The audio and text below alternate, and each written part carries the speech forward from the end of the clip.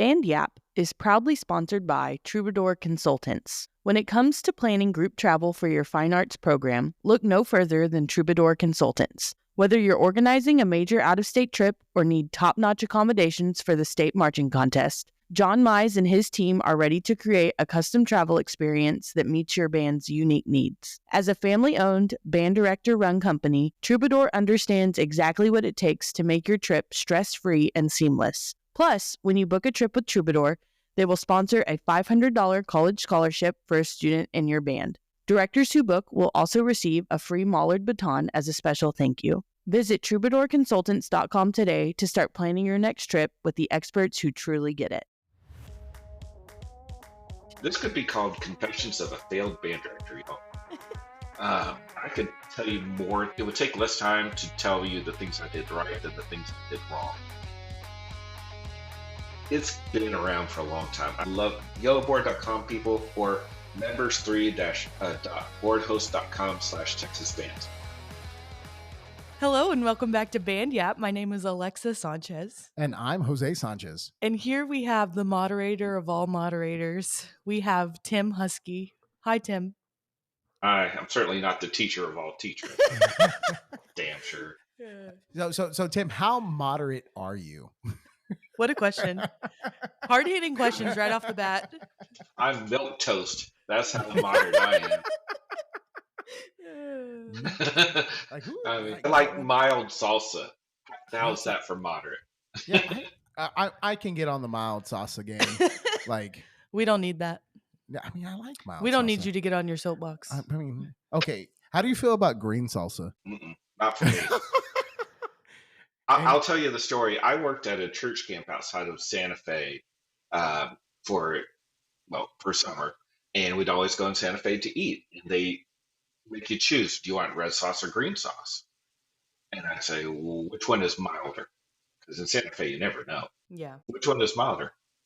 And they said, well, where are you from? Kansas? I'll just put it on the side for you. I'm like, yes, thank you. Do they have Mexican restaurants in Kansas?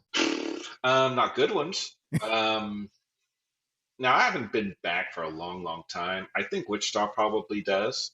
I lived in Salina, which is like dead center, and I do mean dead. But there was a Taco John's in the mall that was excellent. That's where you get it's not Mexican, but they say Taco John's. And like it's very good. It's so dead, they spell it D-E-D. Dead. Yes. Well, it is Crossroads of America, they say, because it's at the intersection of I-135 and 70. But that's where all the drug trade comes through. Don't get me started on Mexican and Kansas. And don't get me started on barbecue, Texas barbecue versus Kansas City barbecue. No, we'll talk about it. All right, let's just go ahead and do it. Let's just go ahead and do it. Okay, right at the top of the podcast. What is the superior barbecue? Hi, my name is Tim, and I like Kansas City barbecue better. Sorry, I just do. Now, remember, I lived there outside of Kansas City for 5 years, so I like the sauces. I like burnt ends a lot. And Texas is all about the brisket. And don't get me wrong, I love Texas barbecue. Micklethwaite in Austin is incredible. And Railhead or something like that in Fort Worth off of University is fantastic. But I just like Kansas City barbecue better. And we just lost a ton of listeners. Everyone just clicked off. Screw this guy. Like I will agree. Like a burnt end from Kansas City is like from Kansas City, Kansas is like where it's at. Like, see, that's I've really never made good. that pilgrimage. I've never done the thing. Well, I did it whenever we did the Big 12 tournament there. Mm-hmm. And I traveled with the band, and we stopped at they like catered a whole entire thing. What's one of the big barbecue restaurants there? Man, why'd you ask me that? Gates. There's Gates. There's one on the plaza that's just amazing. I can't remember the name of it, and it was just fantastic. Again, I haven't been there for 10, 15 years, so I'm sure you got something different than what I would have had. But yeah, and I would have loved to do a Big 12 basketball tournament in Kansas City. I always got stuck with the women's ones, which were in my hometown, which was incredibly boring. Or, um, actually, no, I never went to another one. I never went to a men's because I was an alternate in the men's band. Oh, and my band director, the one year I made alternate, Amanda Drinkwater. She was okay. That band sounded amazing. Yeah, I bet they did. I was just a lowly alternate and lucky to be there and see the witness and hear them. It's like, damn, we sound good. And they do sound good. That's cool. Yeah. Well, Tim, now we're gonna try and get back on track. Can Yeah. you give us a little bit about your background, education, your teaching experience, all that kind of good stuff? All right, I'll start from the beginning. My dad was a Southern Baptist minister of music, choir guy.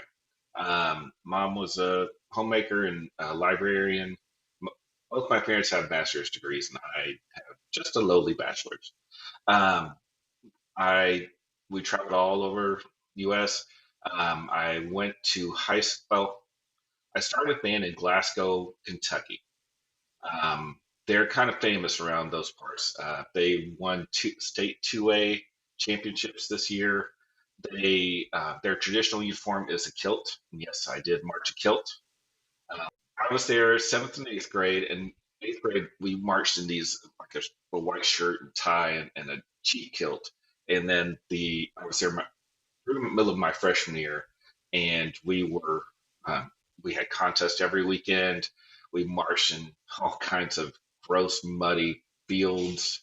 This is what 89, 90, back before they really had any high schools had any artificial turf.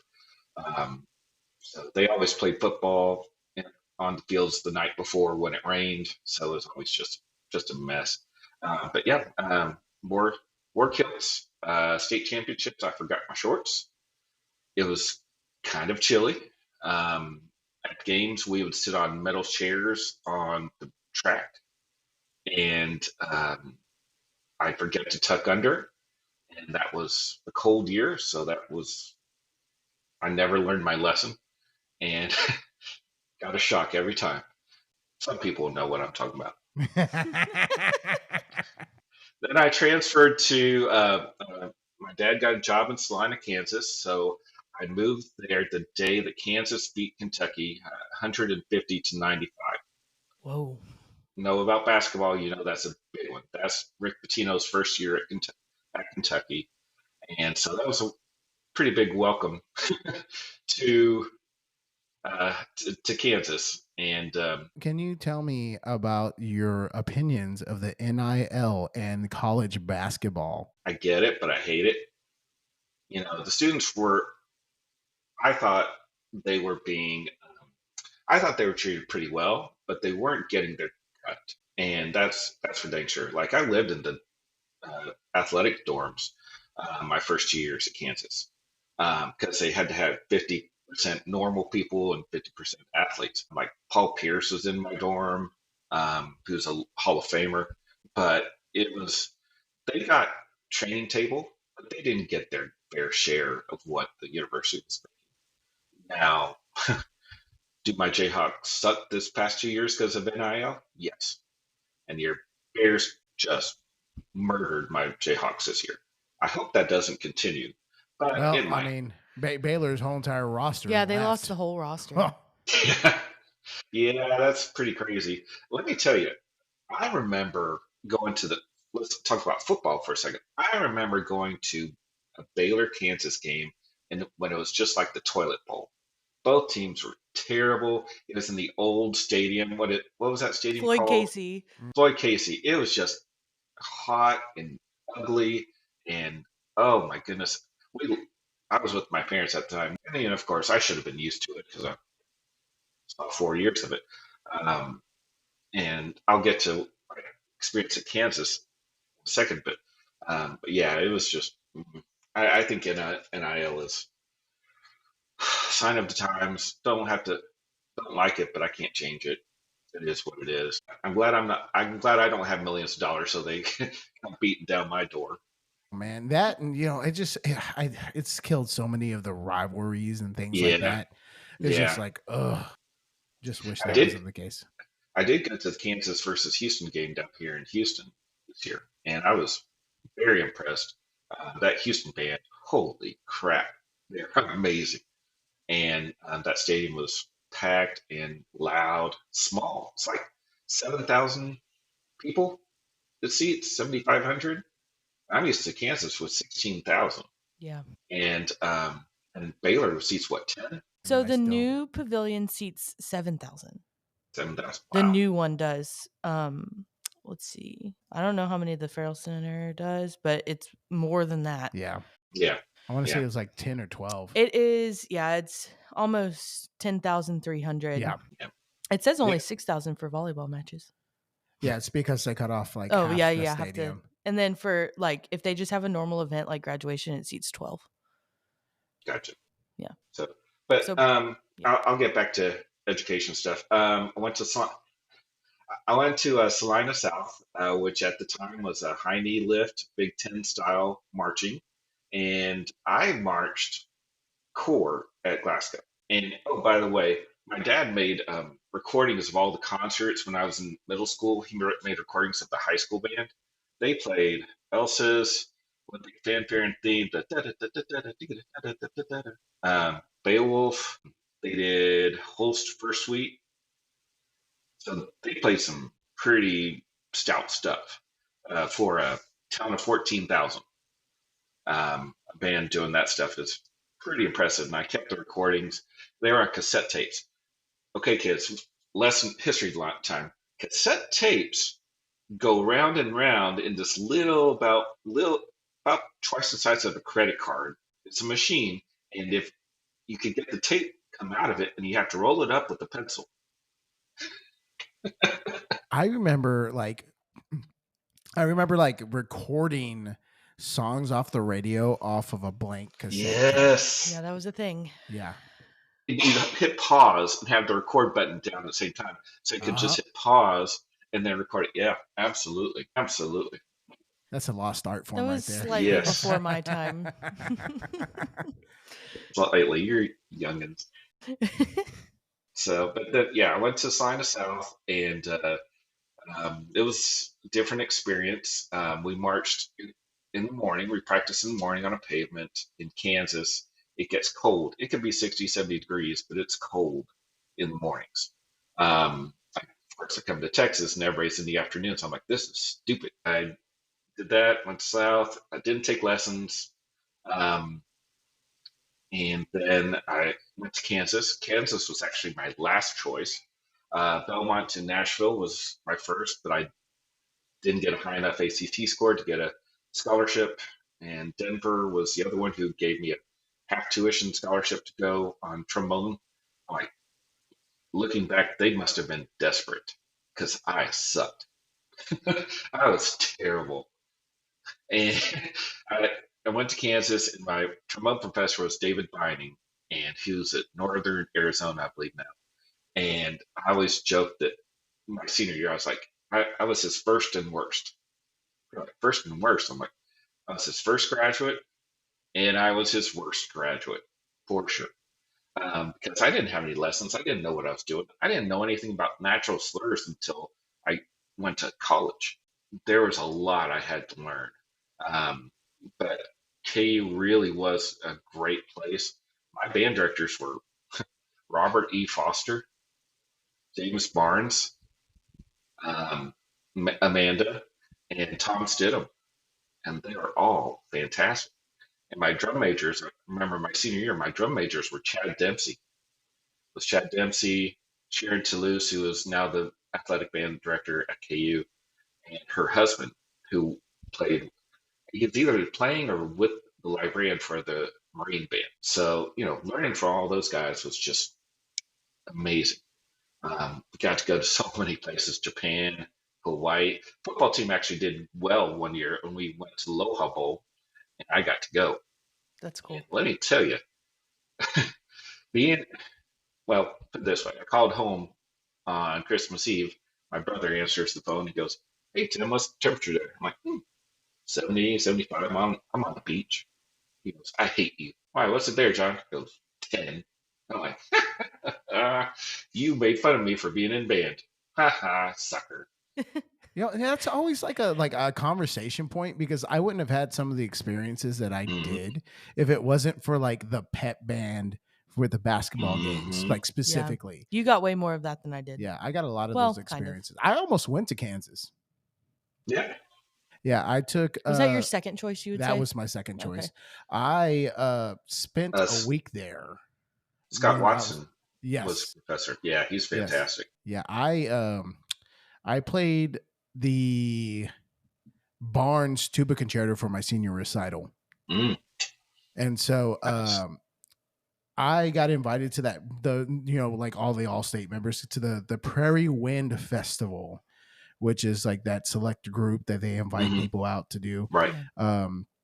So I decided I was going to do that. And so we took my Yamaha 4-piston valve. I don't remember the model number, like full size tuba in a little 2-door Honda Civic from Corpus Christi, Texas. And my sister and her boyfriend were the ones who drove, and then it was like my mother, and so it was me and my mother in the back seat of this 2-door Honda Civic, and we drove it all the way. Where did the tuba go? The tuba was across my mother and my lap. Oh, wow. That's terrible. For the whole entire trip up to Kansas. Wow. Up to Lawrence. So we stayed there. Far. Yeah, it was awful, but I wanted to go. And so we did that trip, and that was my first encounter with snow. Ever. Because the camp, that festival, was in January. Wow. And so yeah, so like I didn't know what to expect. So we get there, we play like all this fantastic music. We have group lessons, and I audition while I'm there, and it's a great experience. And then we're starting to get ready to leave, and then they have a snowstorm come in. Oh no. And so luckily, because of the situation, like KU like flipped the bill for an extra day stay. Nice. For us, because we stayed in like this hotel that was right next to the basketball arena. And that campus is gorgeous. It's absolutely gorgeous. And it sure is. My wife went to Mizzou State, and Southwest Mizzou at the time, and we went back for Tom Stidham's retirement, because he's just the most awesome person ever. And we went around campus. She's like, yeah, this is actually really nice. And, coming from a Mizzou person, that's a pretty high compliment. Mizzou and Kansas don't get along. I told her, I said, if you went to Mizzou, I don't care how many babies you give me, it's not working out. But she went to Southwest Mizzou, so she's fine. Okay. We met in Dallas, which is weird in itself. But yeah, it's a gorgeous campus. Everything's flat until you get to Lawrence, and then it ain't flat. I still have what they call Jayhawk calves. Yeah, isn't the performance area like it on top of a hill? The main area of campus is on top of a hill. Murphy Hall, which is a music hall, is actually down a bit and it really sucked because all the music ed courses were up the hill. Then my music courses were down the hill. And I have to go back, how music ed is. You have 8 classes a semester and have to go back and forth. And that kind of ticked me off, because I was like, can't y'all get together and fix this so I can have my music courses in the music building for 3 hours and then lunch? They didn't listen to me. So. Well, that's the way like Baylor is. Like we had music classes in Waco Hall. And all the rest of the stuff was in McCrary Music Building, which is a trek. Yeah, which is on the other side of campus. Like it is, they are completely on opposite ends. I mean, Baylor is not like the biggest campus in the world. It's not like you're like at A&M or something. But if you have to go, from personal experience, my first semester I had to do this, from Waco Hall to McCrary. If you have to go like in your like classes back to back, it is a rough time. You don't have a lot of time to do it. In my very first semester, I don't know why I did this. I guess I had to. I had Theory 5 in Waco Hall, and immediately after had Baylor Wind Ensemble. And I had like maybe 20 minutes in between. So I had to like go from Waco Hall, like basically run to McCrary and get out all of my stuff for Wind Ensemble rehearsal. And Jeez. then immediately after that, had to put everything up and go get my bass drum and go to marching band. Yeah, because Wow. I think it's a 15-minute walk from. It's 15. Wow. is it 15? It's 15. Whatever it is not enough time to get from Theory 5 to Baylor Wind Ensemble. Well, like especially if you're like a large like percussion, percussion? where you Yeah. have to like set up. Oh yeah. I would always be like, "Can you please get my stuff out for me?" We're like playing, like, I don't know. I think we played a Child's Garden of Dreams that semester. I'm like, "Can you please get all my drums out?" Oh, I got a horror. Here's a horror story for you, Tim. All right, you ready for this horror story? Yeah. So, me being who I was, and stubborn and everything else, my tuba professor, Stubborn. Yeah. My tuba professor, God love him, great guy. Just like he got me through a lot. I played B flat tuba, and I was too poor to buy on my own tuba. And my tuba professor decided, hey, you know what, Jose, it's time for you to learn C tuba, which is completely different. All right. Yeah. Because and a lot of people don't like fully realize this, is that like C tuba doesn't actually like transpose the way you would think it would be. You take every single thing that you think of and you translate it to like the fingerings are now different. So So it's not like a trumpet fingering. So it uses the same finger. So like if you're playing a B flat on B flat tuba, it's open. Yeah. Pretty simple. But when you're playing C tuba, B flat is now first valve. But they don't transpose the parts, right? They don't transpose the parts. Yeah. Jeez. So like your mindset is completely like you're shifting your mindset to your See, finger. that's why you should play trombone. It's just a piece of drainage pipe. That's all we have to do. All this transposing and valves and pistons. Every once in a while, you have to press something down with your I'll fingers. press this and I'm good. I don't even want the bass trombone because it's too many keys for me. Just give me the slide and I'm good to go. So that semester, he decides like, hey, Jose, you're going to learn C tuba finally. And we have a school one you can use. And it was great. But the way it happened is that I went to my lesson and he said this. He goes, it's time for you to learn C tuba. And I'm like, oh, great, fantastic. And he goes, okay, give me your B flat. So I give him my B flat tuba and he hands me my. Why did he have to take your B flat tuba? That's because he didn't want me going back. He didn't want me cheating. He goes, we're going to throw you on the deep end of the pool. And so my lesson was right before Wind Ensemble. Okay. So he goes, all right, I'm taking your B flat. And that's all he does. And he says, all right, good luck. That's that concert set, Were you playing Dionysiacs? No, we played Hindemith Symphony in B flat. Jeez. So like he goes, I know that one. It's on our mixtape. He's all like, okay, you have a Wind Ensemble in an hour. Go get ready. And so that's what I had to do. What's the problem? I spent the next hour working on like trying to rewire my like thought and my concept of tuba. So could you just imagine that you were playing the trumpet? Well, at that point in time, I was still a college kid, and like I hadn't had. Does that work though? Could you like think about playing from what you look at and play the trumpet? But if you read trumpet, you read it as a C. So you still have to transpose. Yeah, it's the way you think about it's different. Okay. It's like the same thing with F But the tuba. fingerings match trumpet. Fingering? Yes. Kind of? Yes, they do. They match. Okay. So like on trumpet, you see a C, you play open. Yes. But when you do that in low brass speak, you see a B flat. Well, what do you want to do? Open. You want to play it open. Yes. Open, yeah. Yeah. And so like at one point in time in college, I was playing F tuba, which has different fingerings. I'm really exposing that I'm a percussionist during this conversation. So F tuba has a different fingering system than B flat tuba, which has a different. I played a thing with you where you had to play F tuba, which is different from like C tuba. So at one point in time in college, I was going from Wind Ensemble, which I was playing C tuba, to my solo rep, which I was playing on F tuba, to marching band that I was playing B flat. B flat. Yeah, well, My brain hurt a whole lot that year. it's a lot of thinking for a tuba player. Yeah, exactly. We just sit in the back. You're like, oh, can I play some whole notes again? Here's some blue shades. Yeah. You just play some do and play some so. Can And call we it a play day. some rock and roll? 1, 4, 5, 5, 1. Yep, that's all I want to do. But That's okay. so you end up at Kansas. You Yep. have this fantastic time.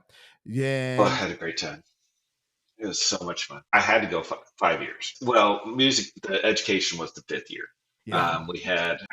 I went for 4.5 because I did some classes from JUCO my senior year. I did some summer school at Kansas State Salina. I did some summer school, stayed over at KU one summer. So I graduated a semester early. So what I did was I had in Kansas, you're K-12 certified. So I had to learn freaking elementary general music and choir and orchestra. And let me tell you, beginning orchestra that is a really difficult class because it is hard on the ears. And then there we are in learning how to play the instruments and in the general education building. And I'm sure some people are like, why do they let elementary kids up in this building? Because we sounded so bad. So I did my internship in an elementary school and in Topeka, inner city Topeka. Yes, it does exist.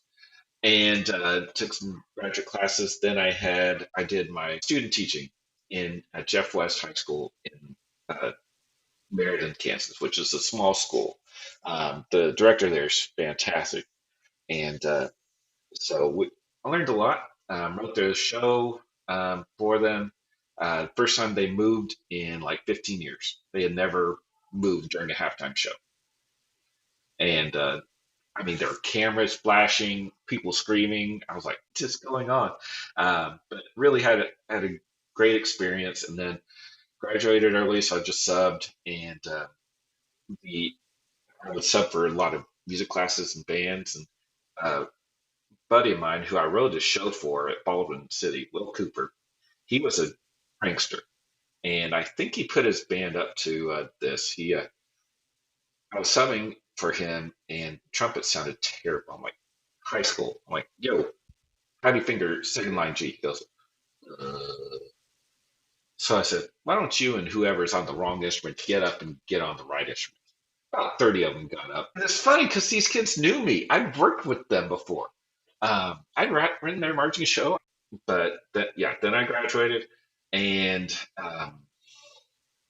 didn't find a job until I came down to, I had come in spring down to Texas and to a job fair in Arlington.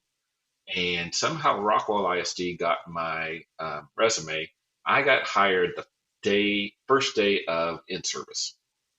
And I opened up Keene Middle School in Rockwall, which is over in Heath, if you're familiar with that area. I was there for 3 years, second assistant, and felt like it was time to move on. I'm sure they were pretty sick of me. And went to Woodrow Wilson in Dallas for 2. Met my wife during the first year. Got married in between. And then the principal retired.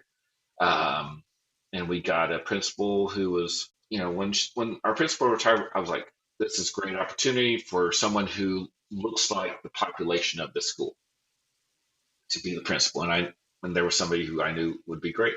Instead, they hired a white lady from an elementary school. And I don't know how familiar you are with the Woodrow Wilson area. It's Highland Park light, where you have half who are pretty poor and there's half who are pretty rich. And they let parents run that school when I was there. So it did not go well for me. But my wife got a transfer. She was a manager at the Foley's / Macy's out in Town East. She got a transfer out to Tyler. So I went with her. Was it John Tyler, which is now Tyler, for a year. And they did a riff. And I was like, this sucks. And then went to Overton, where we went to state, backed our way into state. That was back when they said, you have to have somebody from your region go to area. Carlisle was the honor band that year, and they're like, "Nah, we got other things to do." And then I think it was Tenaha, back when Rhonda, who's at Longview, they decided not to go for some reason. So I was like, "Hell, we'll go. We got it too." And let me tell you, I'm stupid. Oh, let me back up to Woodrow. Let me back up to Woodrow. Pick your pieces wisely, people. Let me tell you what I chose for my band at Woodrow. By the way, we got a one in marching that my first year. 30 kids. We played Tiger San Pedro and Malagueña. They did, they did great. Kids did really well. I wrote the drill. Everything was good. They did really nice job. I think we got gifted a little bit. Well, we'll take it. Take it and run. So I was like, oh, we can handle. Let's see what we can do. So I had a salty baritone player. So I chose for concert his honor Swearingen arrangement and him song of Philip Bliss and Carmina Burana. That's a program. That is with 30 kids. Oh, inner city. That's something. That will just Alexa. That something is called stupid. It was stupid. It's bold. It was very bold. Brian Mayer ripped me apart at a pre-UIL contest, which, Brian does, but I deserved it. I just wish he hadn't put it on our sheets. Yeah, the kids really enjoyed it. They had a good time playing it. It was fun. Carmine is a great piece to play, but it's exhausting. It's tough. Yeah, and it was just, we didn't have the horses for it. So the next year for concert, I pulled the reins back. We did Angel Band back when it was a 4. What else? Heatherwood Portrait, which, by the way, should still be on the list. We all know. Dear UIL, if a song if a piece is on the PML, it should stay there. Don't take it off. Please. Signed, everyone. That's just my opinion. I can say whatever I want, y'all, because guess what? UIL can't do anything to me. I don't teach anymore. Of course, my wife was like, "Don't tick anybody off on this podcast because you might lose some clients." I'm like, "Oh, my clients already know how stupid I am, so it's all right."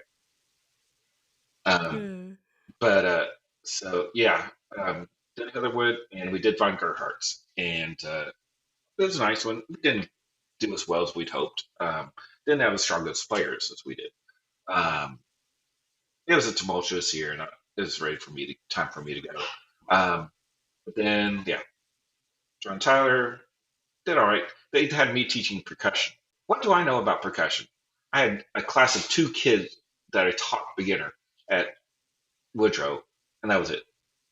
And so they go, "Oh, Husky can do percussion." No, but okay. So I learned.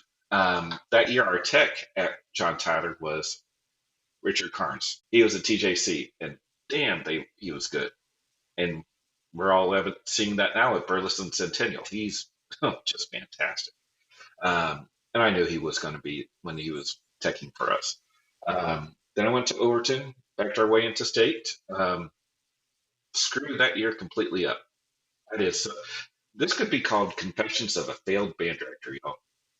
I could tell you more. It would take less time to tell you the things I did right than the things I did wrong. But basically lasted a year, and I was out. I was gone.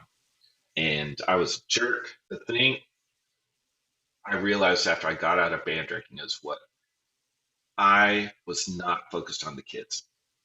I was focused on making music through kids instead of making kids through music. And that really was an eye opener to me.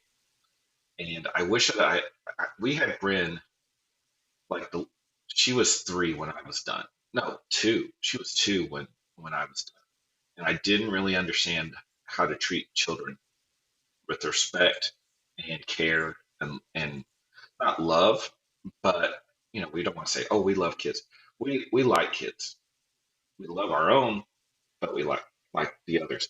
And I just didn't treat kids correctly. And Thaddeus Webb, who's over at Barry, he'll tell you because he heard all the stories. He came after me at Overton, and he's like, "Husky, kind of a legend over here. I'm like, oh, really? He's like, not in a good way. I'm like, oh, good. Well, um, that comes back to like I've had this conversation with like several people, primarily with like Steve Williamson, who was a really good mentor to me, and he's been a mhm, great guy. You you once you have your own set of kids, like your personal children, your perspective on teaching changes. And I can tell you, like, some of the things that you're saying, like I can relate to a whole lot, because I know that I ruffled some feathers in my younger days, or my early days, in my days at Robinson. Like, I just because, like, I mean, you're a young gun in a lot of ways. You're just gonna sling the information, and you don't. I mean, you kind of burn down some bridges along the way, because ultimately it's about the result. right. I didn't burn bridges. I burned down the whole damn city. And I was full of myself. The main thing was I didn't consult other band directors. I really just thought I could go it on my own. Even at Rockwall, I should have sought out more. Hey, how do you do this? Hey, tell me about this with the head director. Hey, show me how you do budget. Show me how you do this and this and this. And I didn't. I just did my own band, did what she told me, and that was it. Went over and helped the freshman center. Shout out Charlie Hendricks, he was awesome. Um, but I really didn't approach it in the right way. And that was kid focused instead of music focused. If we focus on the kids first and their health, their um, their education, it goes a long, long way. And you know, we make mistakes, and kids are more apt to forgive it if they know you have their best interest at heart. Um, I didn't, and so I'm sure on my Facebook, when they say, "If I taught you, you're welcome," or "If I taught you, you're awesome." Mine was, "If I taught you, I'm sorry." And we had some good times, but I think that kids would have respected me a whole lot more if I'd respected them. And it's just, you know, I didn't have the right mindset, and having kids really does open your eyes. And to what they need. Um, I just think it's very helpful. It's also very stressful when you have kids and are a band director. Uh, Good Lord, help us Yeah. all. Yeah, and I hindsight is 2020, and if you're me, it's 50-50. Uh, and I mean, I think that takes a lot for you to admit the things that you're admitting, because from everything that I know about you and everything that I've seen from you, you are a very, very strong personality, and yeah, strong personality, strong will, and you're gonna make sure that like your voice is heard, which has its like great pros at the same time. And I mean, just like you said, you just don't burn bridges. You're going to burn the house down. Yeah, And I've gotten myself in trouble on Facebook more than once. My mother-in-law got, rest in peace. She defriended me from Facebook like 3 times. No, she blocked me on Facebook 3 times.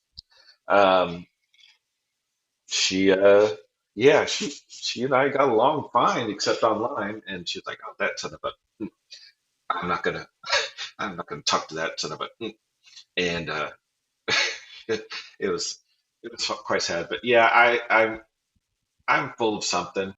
I'm a Taurus. I'm a bull. Full of bull, and strong-willed is very much true. My parents nicknamed me Bulldog when I was a kid. Um, it fit, and yeah, I try not to be too. I've gotten more mellow over the years. It's like a been what, fine 20 wine, years. just a fine wine. Oh, I don't know about that. It might be a beer. Or sharper like a cheese. Funny thing is, I hate most cheese. I don't like, Oh. and my wife is full Italian, Mm. and so here's a funny story for you. We went to her aunt's in Florida, and her grandparents came down from Jersey. Remember, my wife is full Italian. She's Moretti and Cuccia. So don't piss her off because she knows people who know people. Yeah. who know people. If you, like you don't hear from me for 2 weeks, I'm probably at the bottom of a lake. Um, but we went down there and they prepared a big old feast, and her aunt had a block of Parmesan with the grater. Say when, Timmy, say when. It's like, oh, when? Pin drop. I was like, I don't like Parmesan cheese. Her grandmother goes, what's the matter with him? It's the scene from My Big Fat Greek Wedding. Like he's a vegetarian. What do you mean he eat no meat? I make lamb. That's my wife's favorite movie. She loves that movie. Jose quotes it all the time. Yes, it's constantly. Fantastic. It really is a great movie. And Nia Bartalos, what is that guy's name? John. If you wouldn't have asked me, I would have been able to tell you. John, that guy. They were really good in that. It's very much Greek, Italian. It was a pretty accurate representation. Of course, my wife would. John Corbett. John Corbett. Yep. My wife would watch Sopranos, and she and her brother would just laugh their butts off. I'm like, oh my god, what are you laughing at? This is horrible. But anyways, so we've gone way off topic. I watched The Sopranos about a year ago. I watched all of it over the course of the summer. And when I started watching The Sopranos, I was grossly misinformed. I thought it was about the mafia. I mean, it is, but it isn't. It is about a man who goes to therapy because he has anxiety and likes to eat cured meat. And that is the basis of the show. He's learning to deal with his anxiety, and he also likes to eat gabagool. Yeah. Oh, you guys will like this story. So I worked in movie theater in high school and college, in Kansas. I worked at the Twoplex. I started at the Twoplex. They're on the film, the big old film that we put on platters and everything. It's not a little history lesson. So they came in these films, these 35 millimeter film boxes that you had to put together, and they took forever. And I graduated up to the Fourplex, the big one in town. And I put together Lion King. And all of a sudden, we were previewing it, and all of a sudden, Simba is upside down. Husky! They yell at me and throw popcorn at me. So I had to go fix it. Lion King took 3 hours that night. But anyways, we were previewing Mr. Holland's Opus. And I love that movie, but there's so much wrong with that movie. But when I saw Rowena, I was like, I yelled at the screen, don't do it. Don't do it. No. It's so uncomfortable. I still love that movie though. It's bad, but it's good at the same time. It's like Jolly Ranchers. You really shouldn't be eating it, but I just love it so much. Yeah, if you cut out a certain portion of that movie, it would be better. Especially now, like being on the educator side of things, you go, man, oh, this is uncomfortable. Yes. Oh, very much so. And the part where he's playing the Beethoven after he discovers that his son is deaf, tears every time. But yeah, cut out the Rowena part, I think we'd be all the better for it. It don't mean nothing if it ain't got that swing. That's the song she sings. So Tim, why band? As I was saying, when I first started, I would say because of music. But now that I've gotten older and more mature, it's because of kids. It builds tenacity. It builds character. It builds teamwork. It builds all kinds of life skills that kids need to function in society. I mean, who the hell wants to stand outside on a dang asphalt block for 3 hours or 2.5 hours for 3 days a week? That's crazy. But we have thousands of kids doing it every single summer, every fall. I mean, you're teaching kids how to really push through to the goals that you have built for them. I know that my 2 kids are better for two of my kids were in band. The little one is in theater because she's been drama since the day she was born. But I know my kids learned so much more than music. They learned that there's a family for them built in the band hall, that they might not get along with them every day, but they know they have their back. And they've built lifelong friendships. And then cherry on top, they have lifelong skills. You can pick up an instrument and play it well into your 70s or 80s. Uh, Now you might, if I got my trombone now, it'd probably take me a couple of days to get my lips back in shape. But I sure could do it.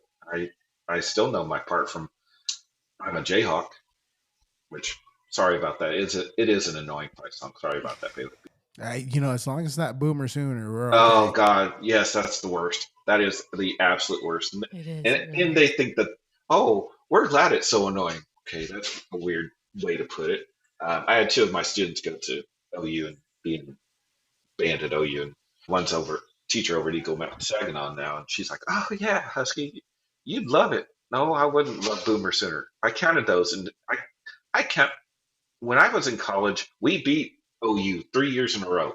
That's how bad OU was back then, and we counted it. And I remember one time we counted 57, 57 times. Oh, shut up. Sounds about right. That sounds exactly right. And it was just, yeah. So, but those guys at OU can play that into their 80s, or they at least know their part because they played it so much. Poor things. I might drive them insane, but we learn these skills that can benefit us. But it's not just the hardwired stuff; it's soft skills, and it's about working together.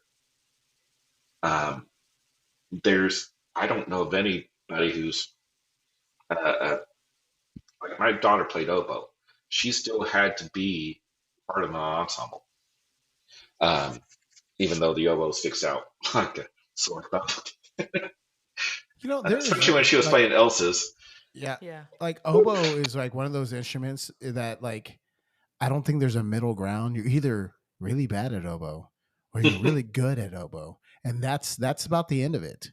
Right. Yeah. She thankfully her sixth grade class at Three Lakes Middle School in Tyler. Shout out to Brian Persinger. Was bassoon and oboe. It was just a double reeds class, and she got really, really.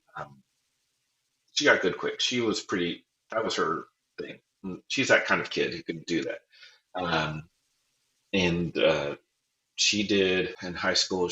They were going to do Jupiter on Comedier, and which is an amazing piece, but they didn't get to play it. In her senior year, she did Elsa's, and she's like, "Dad, I think I'm going to faint." Well, Bryn, I don't know what to tell you. I'm a trombone player. Breathe. Conserve your breath. I don't know. I can just tell you if you're out of tune or if it sounds right. I don't know how to tell you to breathe because that's far beyond me. And they also did a Sorcerer's Apprentice that year. Oh, yeah. I was like, I told the director, I said, "You're crazy. That's just, I wouldn't do it." But then Parker's band director this year, they did Bittersweet Toast. What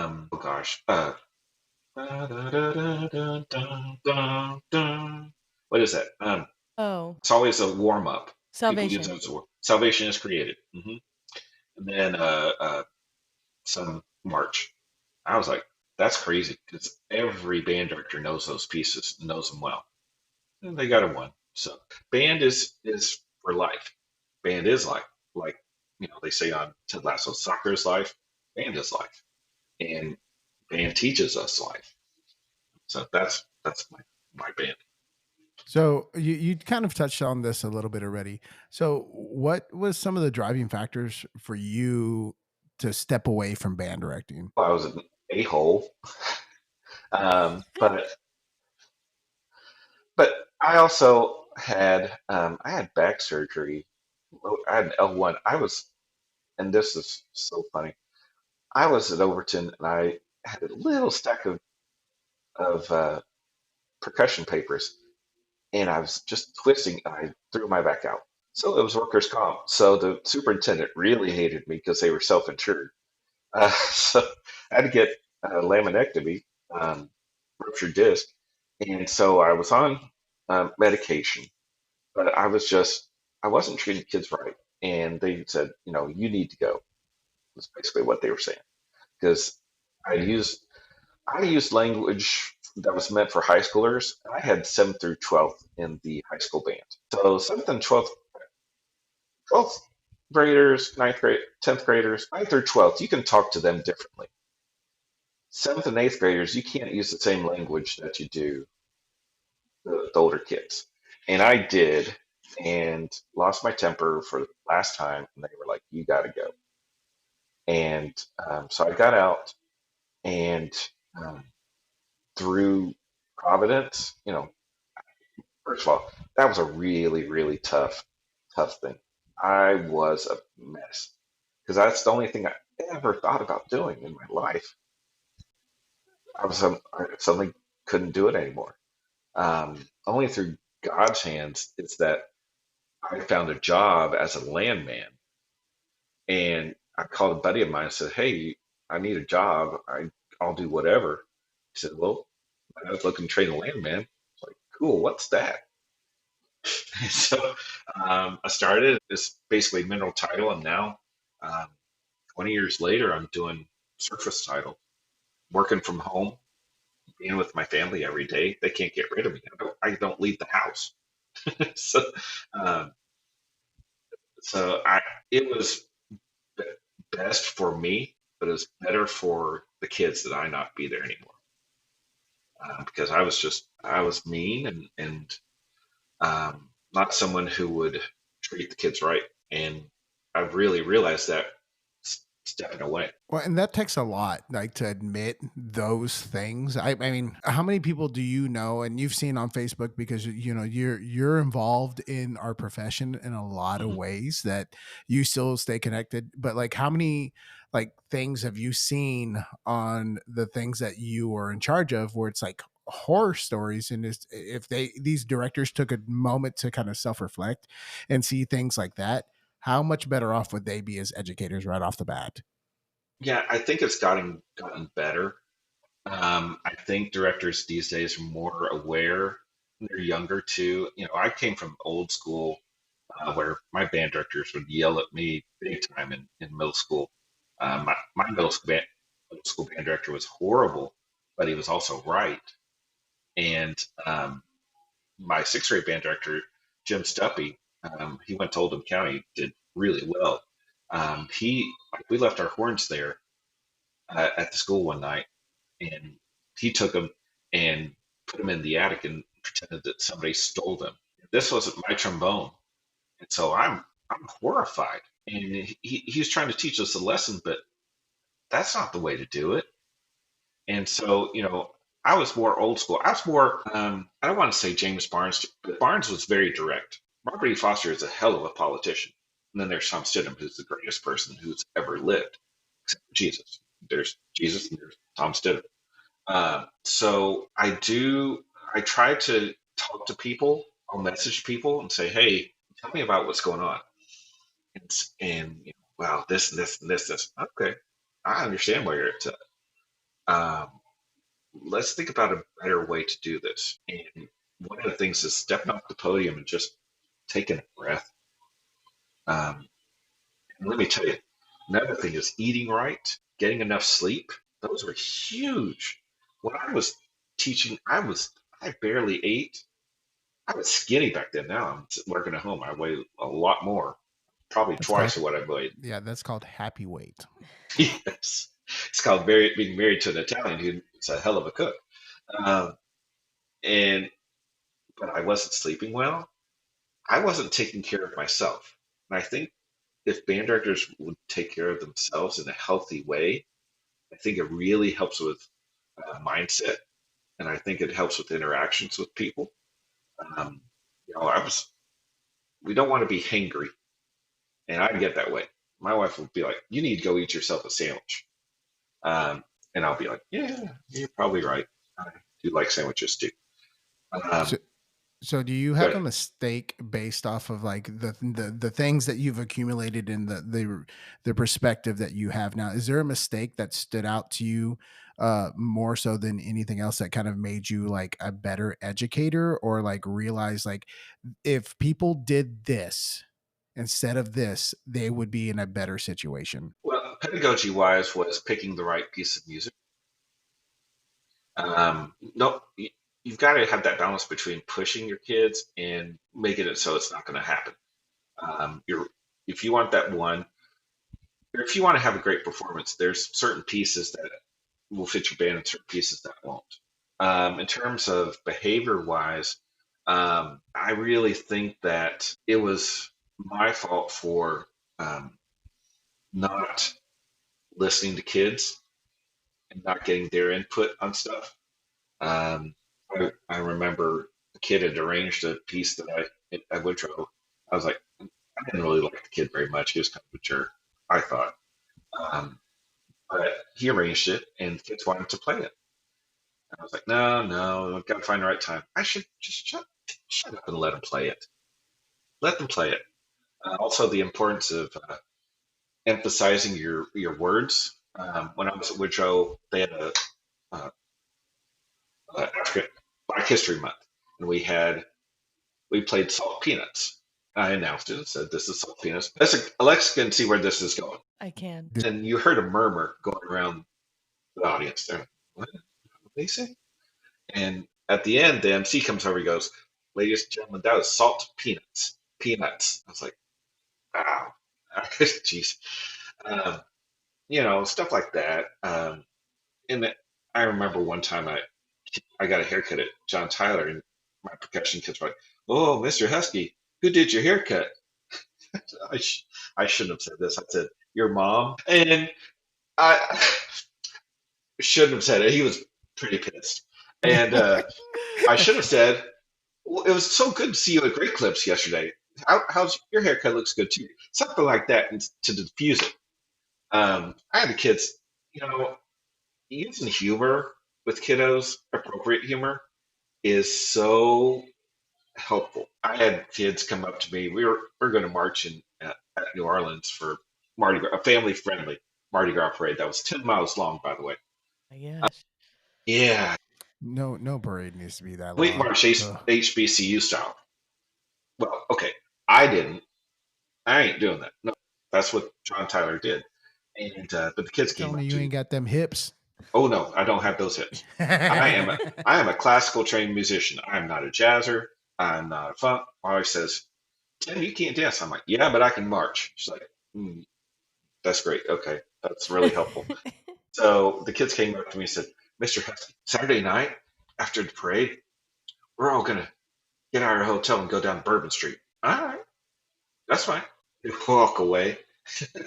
Like, don't think you heard us. We're gonna get out of our hotel and go down to Bourbon Street. You okay with that? I'm like, well, I'm okay. We're staying across the causeway. So I figure if you can walk across the causeway, not get hit by a truck, alligator, snake, whatever, and then make it from the causeway through the not so nice neighborhoods down to Bourbon Street, I figure you earned it. Oh, and this is after marching for 10 miles. And they were like, "Oh, they were just trying to get me mad." I was like, "You're not going to get me mad here, y'all." And so not a single one of them after the parade was even thinking about going anywhere.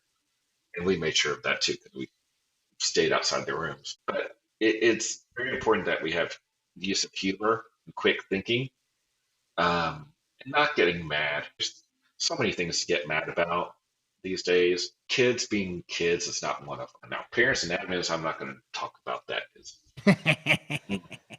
That's a hot I'm topic. one of those annoying grandparents. I told the percussion director and my kids go, I said, I may. See, we were at Pasadena High School when the shooting occurred. Yeah. My wife and I got there 5 minutes after. My son texted us and said, "Hey, they're moving us out to the grass. There's something going on. Cops are here." And so, that was that hurt, and it really our percussion director, it really he's heavily involved in TCGC, and that really cut to the core for him. And so I wasn't supposed to help or anything, and I just met him after. I was like, hey, look, I know I'm an annoying band parent, probably the most annoying band parent. I'm also a good listener, so you know my number. If you want, call me. You can just rant. It's fine. And he's like, I appreciate that. I think I'll be okay. I'm like, please just talk to somebody. It's like, yeah, I will, because I knew that was pretty tough on him. It's just that was a weird situation. Yeah, that's a traumatic situation, and the Yeah, fact that like you were that close to it, it's like, ooh. yeah, yeah. We were. If I hadn't taken the wrong directions, we probably would have been there, pretty close to when it happened. But my lack of sense of following where I should go didn't save us, but put us out of harm's way. One of our roadies, the band roadie captain, actually was in the restroom. The kids went in there and shut the door and everything. Um, and then another set of parents were in the lobby when it happened. So yeah, it was very, very odd, and something that you never ever want to think or hope will ever happen with your kid. Just and it's just still a weird situation. The guy passed away a couple weeks ago. What would you like after speaking on all that? Because like that's like the stuff you've talked about. It's like some pretty heavy stuff. What are some things that you would recommend to like new band directors that like are coming in that might be a little hot headed or like just don't know the lay of the land? Well, one, get yourself a mentor, and preferably someone who is opposite of you, so they can diffuse you. Um, I know I know y'all say, "Oh, you're not chill." I am chill. I let things go. Um, but band directors are notoriously control freaks, but that's a good thing because they want it to be done a certain way because they know the certain way. Um, I think it's important dieting, to have a healthy diet, have healthy sleep, and don't take your laptop home. Don't answer emails at home. Leave the work at work. And also, watch your hours. I know there's so many band directors who are at the band hall till 8, 9 o'clock when they don't have after school rehearsals, or rehearsals end at 5, something like that. Gotta gotta find work life balance. It's a really big thing. And unfortunately, I hear so many band directors who are divorced, um, because they don't focus on their families first. You got to focus on yourself, family, then your kids, um, in that order. You got to take care of yourself. Now, don't be a jerk about it, but your family will always be there. Kids come and go, schools come and go. Um, but I think it's very important to know what your priorities are. Um, and if you don't have family at the time, don't spend your life in the band hall. Get out. I interviewed for Caddo Mills with Tanya Sudras. Brian Myers is there now. Brian I know from Rockwall, who's fantastic. And I interviewed with Tanya, and she offered me the job, but there was no life for me to be had taking that job. I would not have a social life at all if I'd taken that job. It was too far out in the country for me to drive in every day, and there was nothing there. So, I was not the right person for that job. Definitely find where you can socialize with other people. Like my wife and I met at Lake Point Church in Rockwall. It's a big church. They have singles worship, and that's how I met her. So if I lived in the band hall, be doing everything in the band hall, wouldn't be where I am today. That's for dang sure. So it's very important to find how many hours, count how many hours you're in the band hall versus how many hours you take for yourself. No, I mean that's important to know, and that's like been another like big topic um about just that part of our lives and just like understanding like you that band directing is a job and that's your passion, not who you are, and there's a difference between those two things. Yes. Don't let being a band director define you. Be who you are. And you know, my when I got out, I didn't know who I was going to be because I was only a band director. That's all I knew, and I thought my life was over. Thankfully, my wife was like, "No, we're here," and it's so important to have something to latch on to that's not band. Like you talked about hobbies, well, find something outside of band hall to do. So you mentioned mentors. Do Mhm. you have anybody you would like to shout out being a mentor to you and throughout your life in that? Like right now, in drill design and stuff like that, John Sweet, who's at Washington State, Sweet Marching, Fred Meyer at Gulf Coast, and Luke McMillan, I talk to all the time. He's fantastic. That was a problem when I was teaching. I didn't have a mentor. I didn't seek somebody out. Um, I talk to Brian Sowers all the time. I think I think the world of him. What he's done at Tenaha, like I passed through Tenaha going to my oil and gas gigs. Tenaha is there ain't nothing there. And for what he's done, I'm honored to count him as a friend. And I talk to Sean Murphy from time to time. Love Sean. Um, I would rant and rave about my issues as a band parent that I had. But yeah, I wish I had more mentors at the time, but now it's mainly drill design stuff where I'll pass something by one of those guys and they'll be like, yeah, that sounds good, or yeah, that's stupid. So now that you're out and you're primarily a band dad, like what has it been like being on that side of things and like that's your role now? And like, what are some of the traps that you're finding, like being someone who was on the job to now being a band dad? It's hard to just let your kids be kids. Like my kids, when I'd hear them make an error, I'd want to go, like my son would be practicing, I'd want to go upstairs and correct it, but I can't. He needs to figure it out on his own. Um, Same with Brandon. She rushed through her skills her whole life. It drove me nuts. And I think, right, that's not my role. Let her band directors criticize her or help her on that. Um, you know, I did I really, really tried to not be involved in pedagogy concerns. Um, Bryn's band director, he came in her between her freshman and sophomore year, and he's still there. I met with him before he even taught my kiddo. I said, because I was like, look, you're going to see my kids more than I see them.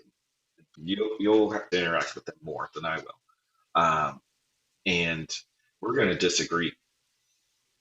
But as long as I know that you have the kids' best interests at heart, and you can explain if I just have a disagreement with you, and you can explain how this is in the best interest of the kids, not just my kid, but the kids as a whole, and not the program, the kids' mental health, physical health.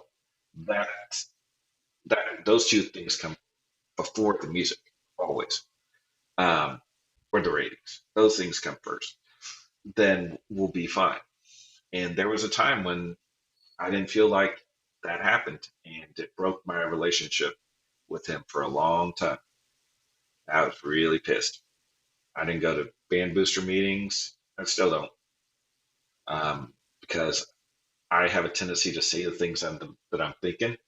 I don't have a good filter, and so I was like, you know what? I don't think I should go because it's it's not best for anyone that I'm there. Um, Now I'll chime in and stuff, um, but me as a band parent, I've had to just grin and bear it sometimes. That kind of like, so like from my personal experience, I just had a conversation with a band parent that I had a strained relationship with, um, because of like his this person's first child through our program, and now they're going to have another child in our program. And I made the phone call, and because I wanted to clear the air. And the conversation I had with this parent, and a lot of it like stemmed from the fact that they felt like I wasn't there for their like the kids' experience, and it was about like me patting my ego. And like I had a hard time with that as a director, because I had just had my twins, and like they were using Facebook as a platform to kind of drag me through the mud. And like I really considered like leaving the profession based off of that. And that really like changed Yeah. my view on a few different things. Mm-hmm. And we cleared the air, and like there were some apologies that went both ways. And I think that's kind of important to have that conversation and that narrative to go Right. like, hey, I was probably wrong in some of this. And like, but also like understand this is the way that this is kind of happening, based off of the way your reaction is. Like, please understand, I'm looking out for the best health of the program. I'm looking out for the best, success rate for the students, and I want to facilitate the student experience, and just having like that narrative. And I Yeah. always tell parents this, and I'll tell you this too. I would be more concerned as a band director, as an educator, if you as a parent didn't advocate for your student and if whatever experience they were having. Right. And Yeah. I respect you so much more, and I am more willing to have these conversations because you are upset because your child is not having the best experience as a member of this ensemble. Yeah. Yeah. And that's the thing. I'm a big picture person. My two kids can handle whatever because we've trained them pretty well, and we're not going to fly off the handle about their stuff. It's more of a how do we treat kids as a whole? And I'm not going to go into the nitty gritty on the disagreements I had. There were some serious disagreements, and we've had conversations, and we finally did get to clear the air. But my biggest thing was communicate with us as parents. You've got I don't I'd rather you over communicate. Where my son went to middle school, their Facebook posts, they pretty much post every day. Is it annoying? Yeah, yeah, a little bit, but let me know what's going on as a parent. Um, like my son had it's a pre-UIL, and we didn't know the schedule for the pre-UIL until like the day before. And I told the band director, I'm like, look, this is a problem because I have another kid. My son picks her up from school. I need to know if this is going to be able to happen, or I need to go get her. So I need you to communicate with us at least a week, preferably 2 weeks out, so I can schedule our other stuff. I think a lot of time band directors think about, oh, this is band schedule, band schedule, band schedule. You think, oh, there's other families have other kids outside of band who are doing other things. And so we just need time as parents to know what's going on. We also, I'm going to get myself in trouble. The band booster that president we had for the past 3 years, 2 years, no, three, would send these emails on charms. Which, by the way, shout out to Presto Assistant. You're awesome. We love you. Mike Matthew, Preston Chapman. Y'all are the best. But they would send out charms emails that were like a book. Don't send me a book. Nobody's. I'll read it because I'm weird. But 90% of your audience isn't going to read it. If you want to say, for information about the lock-in, click here. It goes to a Google Doc. For information about first football game, click here. For information about the chaperones, click here. Boom, you're good to go. Don't send me a book. I get it. I'm a wordy person. Very, as y'all can probably tell by this podcast, I'm a wordy person. But I know how to communicate with people. And it's so important that we don't saturate to where people they just blow it off. There's all this, oh, I'm not reading that TLDR thing the kids talk about. I'm not reading all that. Just give me bullet points. Bullet points, and we're good. Or make a graphic. Use Canva. Make a graphic. Yeah, I mean, it's just like, especially now within the day and age that you can communicate so easily. I mean, there's so many different platforms that you can do that, like Remind, like the old Charm system, um, Presto. What's the other one? Cut time. Cut time. Oh, like rank one has like a communication system. The athletes have Sports U. Like there's Facebook. There's Google like Classroom. Google Classroom. Yeah, and don't communicate on just one or two. Use them all. That's what we do when we. They said, we'll communicate on Instagram. Well, okay, that's good for the kids. Parents, we're old. We still do Facebook. Are you telling me you don't have a TikTok? I'm telling you, I don't have a TikTok. I think it's stupid. And in the family, when TikTok went down, there were screams and wailing and gnashing of teeth. And I was just laughing my butt off. I was like, for all 12 hours. Yeah, all 12 hours. And then my family was like, well, Tim, you watch Reels on Facebook. Shut up. That's what I do too. It's okay. I mean, Tim, you were probably a pioneer of MySpace. No, I never did get into MySpace. I did Vines. I liked Vines. Those were great. Yeah. Vines walked so TikTok could run. Yeah. Poor Vines. R.I.P. So what would you recommend to band directors to get their parent population more involved? Probably communicate. You got it. Yeah. Communication is big. And you got to be engaging. I don't know of any band that does this, but I think it'd be a good idea. You have a kid questionnaire about kids. Some bands do where tell me about the kid, what your likes and stuff like that. Tell me a get to know you kind of thing for kids. Have one for parents and find out what they're good at. You could have parents who are engineers. You could have parents who are hospitality, some who are whatever, and use those strengths to engage them and really encourage folks to come out and be with the kids. The kids are fun. High school kids are fun. They're a little crazy, but they have like games. They're just a lot of fun to be around, even when the football's back. And so find out what it takes and really, if you have a big band, you might have to divvy up among the directors. Like, if you have a percussion instructor, have the percussion person take the percussion kids, or you can split it however you want. But really get to know the parents, call parents, or say, hey, can we go out to coffee or something? I know it's a lot, and I know band directors don't have much time, but I think it's really worth it if you're trying to engage people in your program. I do think having a band booster organization that is welcoming is a big thing.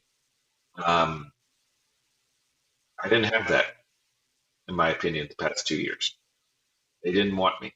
They wanted my work, but they didn't want my input.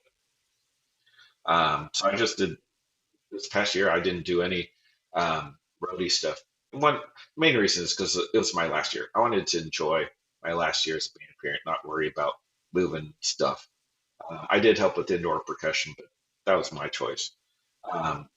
Indoor percussion is a little bit more intimate, I feel like. It is. It is. I got to see my kiddo a lot more, and it was fun. It was a lot easier not having to. We had these big props last year that were just a pain in the rear end. This year we just did panels, and those were a lot easier. But it's a lot of work and a lot of time, and making sure to thank your parents, not only at the time, but at concerts, in emails, anywhere you can. I think that really is appreciated. And if you can find a way to feed them, I mean, that's nice. Yeah, but a good meal. Yeah. Well, I'm not asking, like when I did marching meals that the kids didn't eat or whatever, and they give them to the roadies. That was nice. I appreciate that because it's freaking hot out. I'm so old. it's just like anything else. Like you have to have moments of appreciation, and they're like things that like I know I've fallen off of. Like when I first started having the leadership team at Gatesville, we used to do a leadership team only potluck. Mm. And so depending on the year, like we would, we would do that. And I haven't done it the past couple. I don't think I've done it since COVID, which is like, I think that kind of stopped several things that I just need to restart. But like every year, depending on like how like marching contest goes for us, we have bands giving where like we'll have an early release for like whatever holiday, and then we'll have the band boosters like make turkeys, and the band just gets together and we'll watch Christmas movies and Yeah, just like yeah, not talk about band. yeah. That's good. It's and I think engaging with the kids like that. Let me say that our band does that where my kids go to school. By the way, I'm done in was this the 23rd? I'm done in a month and 5 days. By the way, we are moving from Houston. Hopefully, we're signing papers tomorrow to move to Melissa. Oh, Yeah, and Jerry Horton is a friend of mine, and he's a fine arts director at Melissa. And if you didn't know, he's now fine arts director. He was head mm-hmm. director of bands, but he's now head of fine arts, and he's been fantastic. And the facilities at Melissa are just ridiculous. They're just insane. If you haven't seen them, just look them up. Oh, I've seen them. I've seen them. They are like, I've looked at that marching contest, but it's too far north for us. I'm just like, yeah, it's a nice facility, that's for sure. And I mean, when they hosted the small school all-state band a few years ago because of COVID, they did all that stuff and they had the conference, and it was just like, I mean, when you have a facility to house that like that, that's crazy. Yeah, it's very, very nice, and we're excited. Well, okay, all of us are excited except for the little one. She's mad because she doesn't want to move. But I've got Bryn. My oldest is at TCU. She'll be a senior next year, and my son will be at UNT. So we're just like, let's go. Yeah. This time. And hurricanes suck, by the way. Yeah. They really do. Oh, I get it. You grew up outside Corpus Christi. I remember there was one big storm or hurricane that was coming near us. We had to evacuate our home, and we like were in the firehouse for like 2 days. Wow, that's terrible. Yeah, I can't imagine going through that. And Hurricane Beryl that I came over us in Cyprus here, and it wasn't so much the wind and the rain; it was not having electricity. Yep. Yeah. And that was not fun. And so we're like, well, we can go to Melissa. We'll just get tornadoes. I can dodge tornadoes. Yeah. Well, I don't know if I ever talked about this on the podcast, but so I used to work for an electricity company there in San Patricio County, and that was my summer job. And so when do hurricanes show up? In August, in that time frame. So part of my job was prepping the electricity company and prepping all that stuff for hurricane season. And so what they told me when we got into July, before I would leave for Baylor, they were like, hey, just to let you know, during these weeks, you're gonna be on call. And like this kind of job, I mean, this was a roughneck job. Like I was in, a hard hat, protective glasses. I got forklift certified. It wore, long sleeve. Well, I didn't know that about you. Yeah. Blue jeans, steel toe boots, the whole entire thing. And I worked on a blacktop in a warehouse in South Texas, where it's like Corpus Christi. So it's like 98, 99% humidity. And like, it was awful. And they're like, hey, we'd get there at work started at 6 a.m. and I'd be done by 5 p.m. And they were like, hey, just FYI, because it's hurricane season, you're going to be on call during this time frame. So if we give you a call at 10 p.m., you need to come up because all the linemen are going to be out trying to fix electricity, and we need a warehouse boy to make sure that they have all their equipment. So the fate of electricity in San Patricio County rested on your shoulders. Rested on Jose's shoulders. Like, it was awful. It was awful. That mean, like, I grew up on a farm. I grew up doing all that kind of stuff. That was a different type of work. We find out something new about you all the time. It was horrible. Yeah. Like I remember they ran out of stuff for me to do at some point in time during the summer. And so what they did is they gave me a stick with a magnet on the end, and I would have to walk up and down the yard, the blacktop, and pick up roofing nails that had come off transformers and the poles. And that was my job. So you wouldn't run them over in the forklift or in a Yes. work truck. But and from 1 o'clock to 5 o'clock, that's what I would do That was sometimes. Jose's stick time. That was During the summer? and Oh my goodness. during the and it was awful. And when I was in the yard, I had to wear a hard hat. That's not fun. Yeah. Those and things aren't breathable. No. And then like the other thing, one of my other duties is that on Thursdays I washed all the company trucks, which was like awful because like now I'm sweaty and I'm wet and it's like uncomfortable. You've never washed my car. Yeah, whatever. And then the other thing that I was responsible for on Fridays, I was responsible for cleaning all the restrooms in the facility, both in the warehouse and the front house. I don't think you got paid enough for this Oh, job. Yeah, I was going to say. And what's awful about that job is that I would clean the restrooms, and you got to think about it. They're contractors. Yeah. So they're the people who go up on the electricity poles and change out all the equipment up there. Like they rough. Mm-hmm. And so therefore aim was not true. I was like, I don't really want to be doing this. Is that why you never clean the bathrooms in our home? You're correct, madam. That sounds like having toddlers. Yes. Yeah. Seems like there's a correlation there. It was awful. Wow.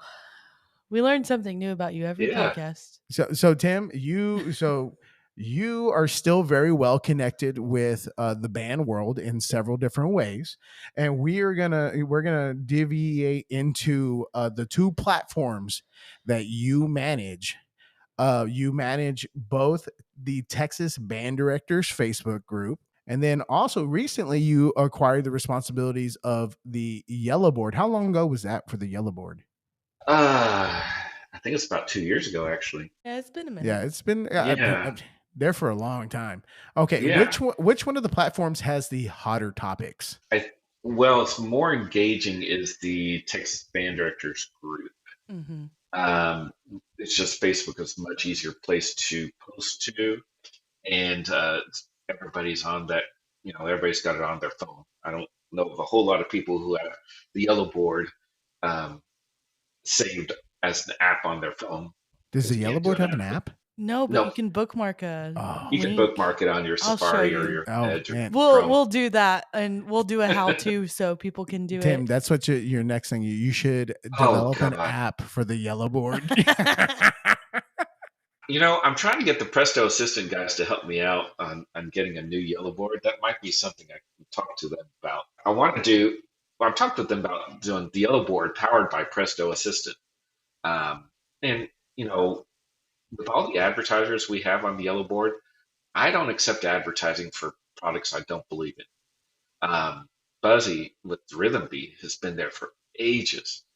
And the product, what he does is really cool. It teaches the kids really great rhythms and does it in a really fun and inviting thing. Field dots, band grids. I mean, I wish I had field dots and band grids when I was teaching because it would have helped me a lot because I always have to mark off where the dot is. But, in Presto, what they're doing is just amazing. It reminds me of what Charms was when Michael Baker was there. It's just that engaging, and they're really, really listening to what band directors need, and they're great guys too. So yeah, the band directors group has more posts all the time, simply because of convenience. We have a lot of folks who like to post anonymously in the group, and we try to discourage that because there's certain times when you need to be anonymous. Like job security and stuff like that, serious issues. If you're posting jokes as an anonymous person, no, I'm not doing that. I'm not allowing that through. Every post on the band directors group, original post, has to be approved by us. And shout out to Stephen Rashid Odom and David Applegate over at Cushing. They help me moderate, and I bounce ideas off them all the time. and they will tell me no quite liberally, and sometimes they'll be like, I don't know about that, and that's a no, basically. But we discuss, and we want to make that group the best it can be for the people who are there, and we always err on the side of what's best for the kid. Um, we want to be helpful. There are times when people act silly and get out of line, and we try to just rein that back in. We don't allow advertising in there, and I think that's really helped grow the group. There are band director groups that allow advertising, and we're just not going to be that group. Um, Yellow Board it's been around for a long time. I love yellowboard.com people, or members3 boardhost.com/Texas bands. That's the full one. I'm working on getting it's very difficult, but you can go yellowboard.com. Uh, and if you see me, like you guys saw me on Wednesday of TMA, right? Yeah, we saw you pretty Yeah, early. yeah. On Thursday, I was wearing a mustard colored shirt for the yellow board. That's my kind of my tradition. I think Steve did that too he was running the yellow board. He wore a yellow shirt at times at TMEA. But yeah, Steve called me about the yellow board. Steve called me about this time 2 years ago and said, "Hey, I want you to take over the yellow board." It's like, "You're crazy." He goes, "Yeah," and I go, "I can't afford it. I can't pay you right now. I don't have drone money coming in." He says, "Oh no, it's yours. Take it." I was like, "You're really crazy." He goes, "Yeah, probably." And so, yeah, he gave it to me, and he was fantastic. He is just a great mentor. Steve was just one of those guys who he would stand his ground for what he believed in, but he had a lot of friends, and a lot of people who knew him, and he really built the yellow board from ground up. And when he passed, it was devastating. Um, and I don't think he'd mind, or his family would mind me talking about this. He was an alcoholic, and he I didn't realize it at the time, but I think when he gave me the yellow board, he was preparing. He didn't think he could take care of it anymore, and he was wanting to just get rid of things that he had to be responsible for. I wish he had called. He lived in Houston when he passed, um, and I wish he had called me. I wish he'd called his son. Somebody just say, "Hey, I'm not doing well. Can we talk?" I would have been over there. I would have gone so fast through the Houston highways that I would have gotten 50 cops on my tail to make sure he was okay. Um, but when I got the call from his wife, it just wrecked me. And I just want people out there to, if you're not feeling right, you're not feeling well in the head, please talk to somebody. Um, it's not you. It's not your fault. It's very important that you just reach out and just talk. You don't feel like you're annoying anyone. Just reach out to someone. Call me. My number's on the yellow board or on Bryn Park. Call me. I have no problem listening. Um, Let me say this: band directors are freaking awesome. I don't know anybody who would do a job like this where you have to have kids you put air through plumbing and make a great noise with it. I mean, and just dealing with kids and parents and admin all the time. Kids are the easy part. I can deal with kids, but parents and admin really make it difficult sometimes. So, you as a band director are very important to what the kids look forward to every day. There may be days that they don't act like it. Trust me, I know. Um, but they really do enjoy coming to the band hall, and we need to make it so that they do. Yeah, definitely part of it. So like we just revealed our show concept for this the 2025-2026 season. And all the shows that we've done the past couple of years have been very like like the vision of the program, the growth of the program. So like 2 years ago, we did a show called I See, and that program was based on like the vision we had for the program and the direction we wanted to go. And then last year's, the fall of 2024, our show was called Here We Grow, and that was all very like self-motivated to the like, hey, the growth of the program, what it's become, and like the things that we've planted all these things, and this is what you've created. So it's been very intrinsic in that sense. And this year's title for our show is called The Home We've Built. And so that's nice. That's a good. And like, what are you going to play with it? We are doing Mishima, Philip Glass, and then we're doing Movement from Dances by Oliver Davis, and then we're doing Building a Family from Life is a House. Yes. And then There's No Place Like Home from Lost. Oh, so nice. You should do Home by Johnny Swim, who played for Chip and Joanna. I'm just kidding. By the way, my wife went to school with Chip. Oh. Yeah, she knows Chip. Oh, and by the way, Chip and Joanna did the most amazing thing. They made Waco look cool. Yeah, they sure did. Miracle workers. They sure did. They did a lot of things. So anyway, but yeah, your show. Yeah, and really cool. Well, and that was like the whole entire concept, because like there were several things that you've talked about mental health several times. This year, more than any other year in my career, I struggled, I guess, with like mental health and mental wellness. And like I saw it in my student population as well, because like our program went from like not making the state marching contest to the shift to like it's almost the expectation for us to make the state marching contest. Yep. And like that's a fine balance.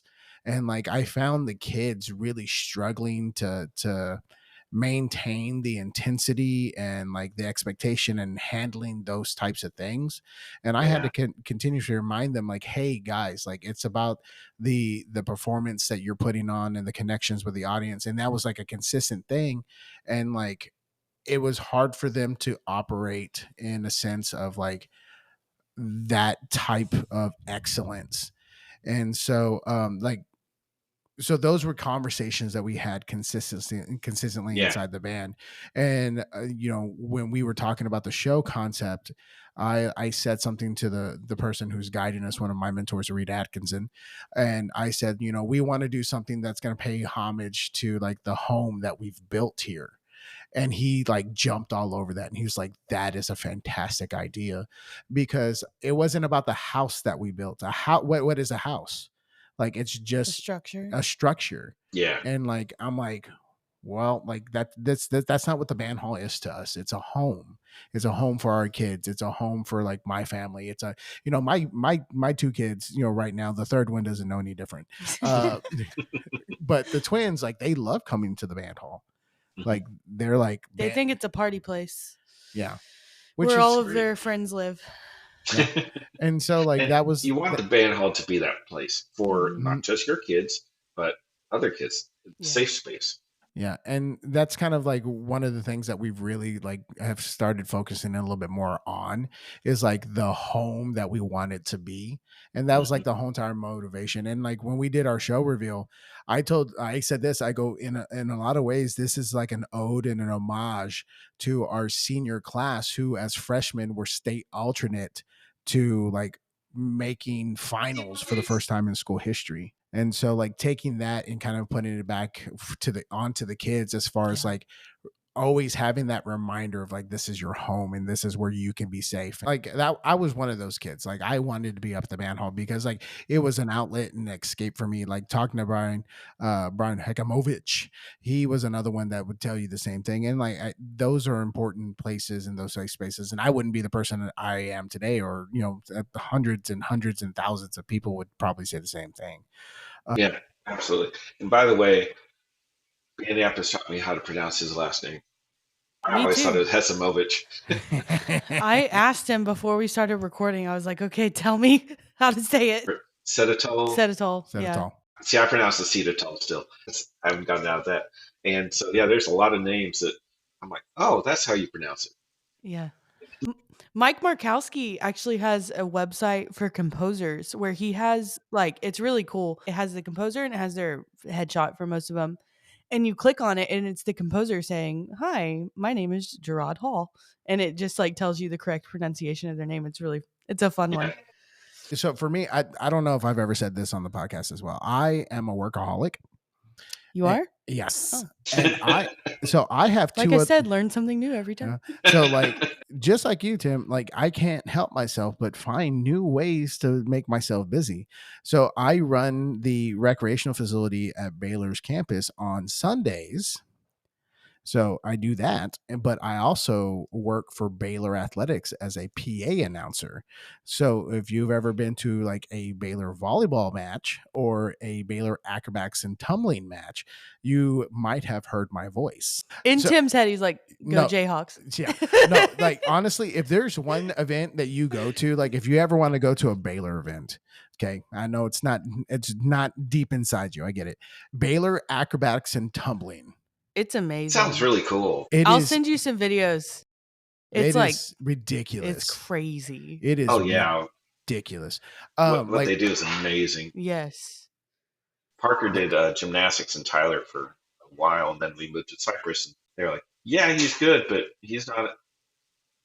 This is Cyprus where they had the Olympians. But one of the girls who was on the Baylor acrobatics and tumbling team is now on a version of the WWE wrestling. She is Bailey Humphrey. Yeah, Bailey Humphrey. She is intense. Bailey Humphrey. Yeah. I'll send you some videos of she is ridiculous. I do watch WWE, so she's insane. Yeah, absolutely. She's just The Undertaker is her mentor. Wow. Yeah. Yeah, and she's almost as big as the Undertaker. She's just an imposing figure. Wow, yeah, I wouldn't want to cross her. Yeah. Do you have any fun stories about the Texas band directors or the Yellow Board group? Yeah, I remember Steve would always post as the Drader band director and just making fun of small town stuff and being silly. I thought about posting Son of Drader. The problem is Drader is spelled backwards and you get yourself in trouble.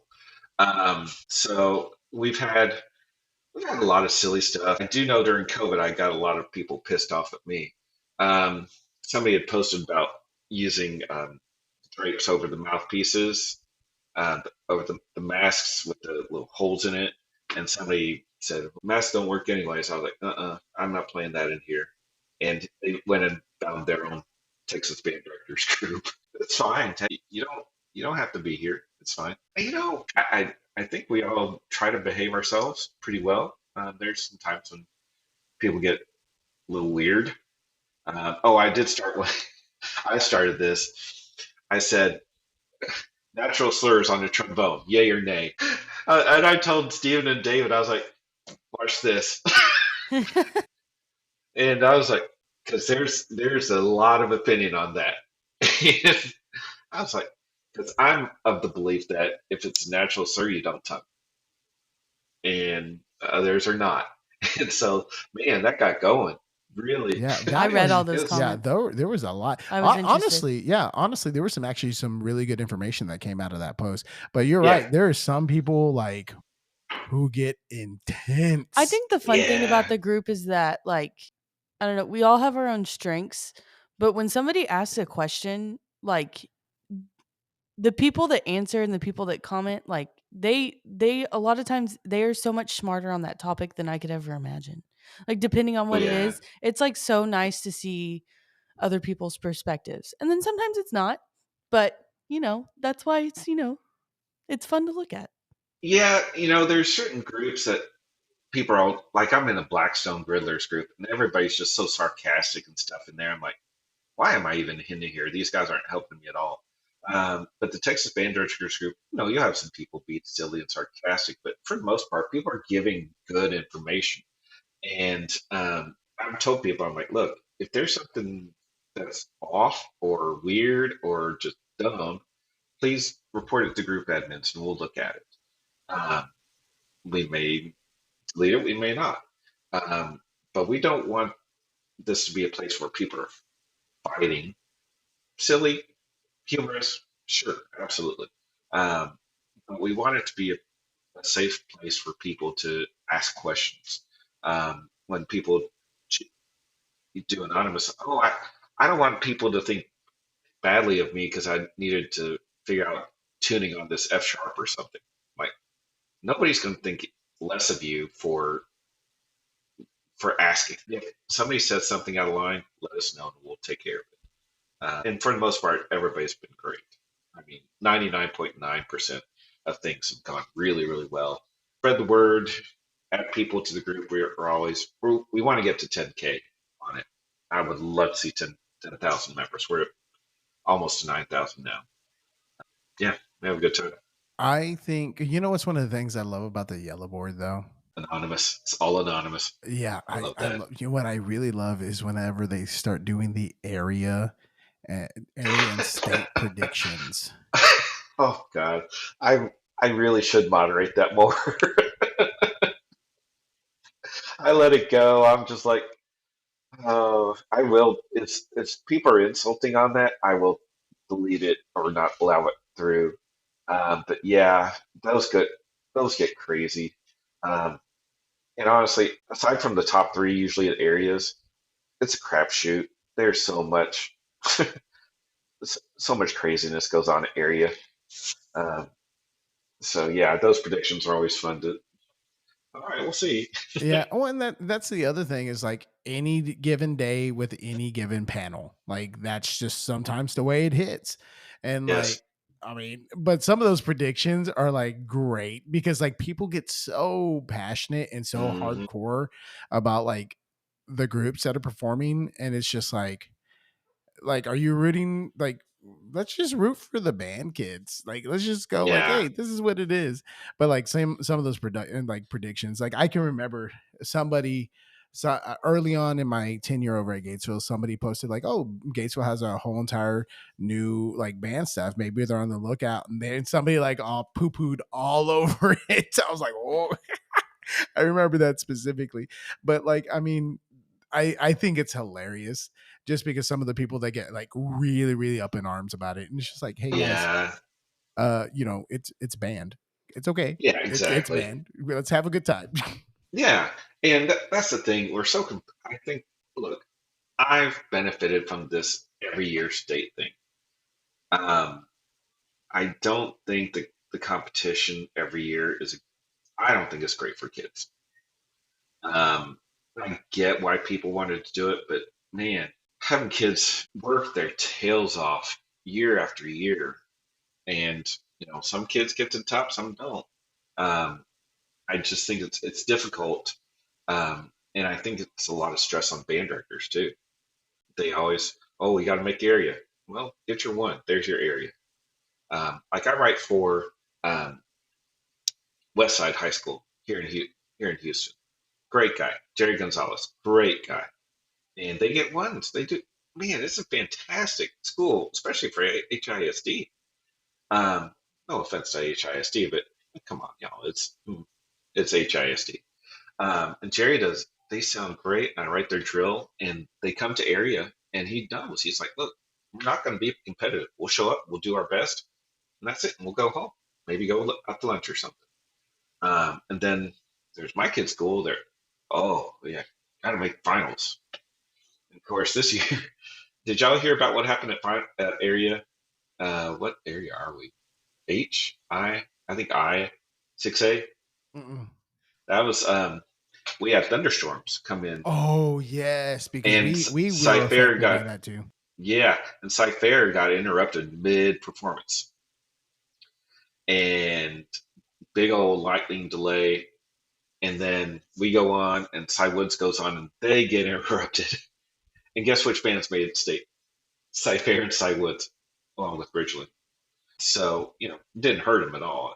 They were fantastic performances. But yeah, that was one of the craziest marching band days I've ever experienced.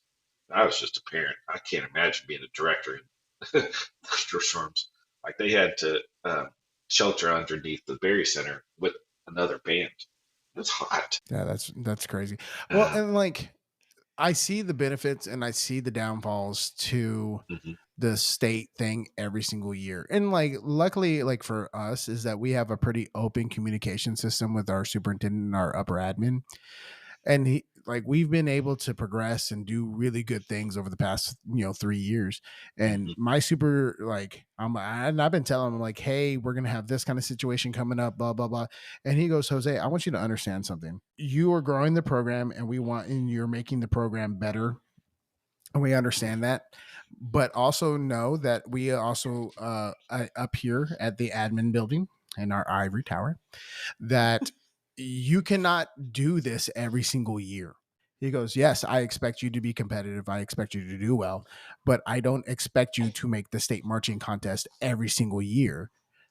He brought this up in my interview. You weren't there, but Yeah. yeah.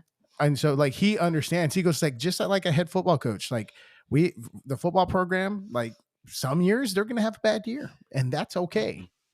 How Yeah, you bounce back from that is what's important to me, and what you are doing to give these kids the best experiences that you can. That's what's important to me. And he's that's not, right. and like luckily he's an academic first. So he was never a coach or did any of that kind of stuff. So like he was a classroom teacher first. That's that's a good thing. Yeah. So like when people are like, "Do you think you'd be ever want to leave Gatesville?" I'm like, I'd be hard pressed to want to leave, or Yeah. like for me to leave, it would definitely have to be the right situation with the right admin with the right Hmm. school. Like there's just like that. That's just the way it is. Yeah, it's if you have a good admin, oh man, stay there.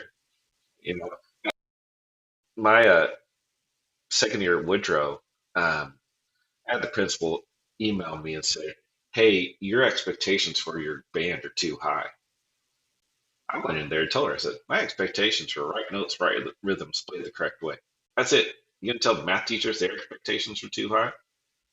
Well, she came in doing an observation. So I told the kids, I'm like, "Okay, I'm gonna do something really weird here, y'all. I want you to play. We're going to play this piece. We're going to play these measures, and I want you to make one or two mistakes. Don't skip measures. Wrong rhythm. Miss an accidental. That's fine." So we did. Sounded like crap. I said to the kids after, "See what happens when we lower our expectations." And I wasn't going to be back anyways, probably at that school. Just Uh, to kind of give it a little oomph on the way Yeah, out. yeah. By the way, shout out to Dallas ISD, Remetria Smith. She was Remetria Nickerson when I was at John Tyler. She's fantastic. She is so good, and she knows what she wants to do. And I write for Woodrow again. Full circle. Woodrow was my first marching band, high school marching band that I wrote for in Texas, and now I have them as a client, which is pretty cool and pretty full circle. And I love writing for them. Great kids, great directors. Shout out to Kate. But yeah, Demetrius did really great stuff there, Dallas ISD, which is a hard place to do great stuff. Trust me, I know. So you've talked about this several times. Can you talk to us about the Bryn Park Productions and that business and what you do there? Yeah, well, the main part of Bryn Park Productions is drill writing. I write for mainly small schools. I have a couple 6A, one 6A, couple 5As that I'm writing for this year, but mainly small schools, A, 2A, 3A. I've had several bands go to state. No state winners yet, but we're still working on that. But the other side of that is the UIL. I take all the results from UIL contests and analyze them, put them in a spreadsheet, and figure out trends and uh, figure out where the info that band directors need. One of those things is I figure out how many times uh, a piece on the PML or the march has been played, and I can show you. You can look it up on Bryn Park site. Just brynpark.com and just select UIL and select your drop down menu from there. And the other part of that, there's two other parts to that. I host a site reading information every year, which is it used to be slightly controversial. I don't think anybody is really put out by it now. Well, I mean, the system has changed so much now that like if Yes. somebody's gonna like poo poo all over it, they can like this is my view on it as far as like the sight reading stuff. If I am an adjudicator and I go to a late contest as a band director, but I judge an early contest and Hmm. I am judging the same level that I am Hmm. performing, I am going to spend a full day looking at that piece of music. And I don't care how by the book you are going to take some of that information and process it and prepare yourself mentally in order to teach it to your kids. And the reason I did that sight reading stuff was I was like, I think we should have a fair and level um, information level for that for the sight reading. There were, as you said, there were judges who took it back and knew what they were doing, or there was like 6A's who did the 4A's. Well, they told their assistants about it, or somebody would call their buddies and say, "Hey, this is what's on it." Well, let's just get the information out there. And UIL, to their credit, was it this year they started saying what keys was in, or was it last year? I think it was last year they started Last sending year, out yeah. keys and stuff like that. Keys, percussion instrumentation, that really does help a lot to help prepare. So, good for UIL. I criticize them all the time, but that's one thing they did really, really well. Um, and I think it's important that directors understand what's coming. You don't have to know exactly what notes and everything there are, but tempo changes. We've all missed Cesura or Fermata. It's really nice to know. It's nice to know. And I have a thing on there saying if you are under 18, or if you're 18 and under, please click here, and it goes National Geographic or something like that. So there's my uh, disclaimer, so UIL doesn't. Oh, the students are looking at it. They shouldn't be. It's not. Yeah, it's I not won't go there. designed for them.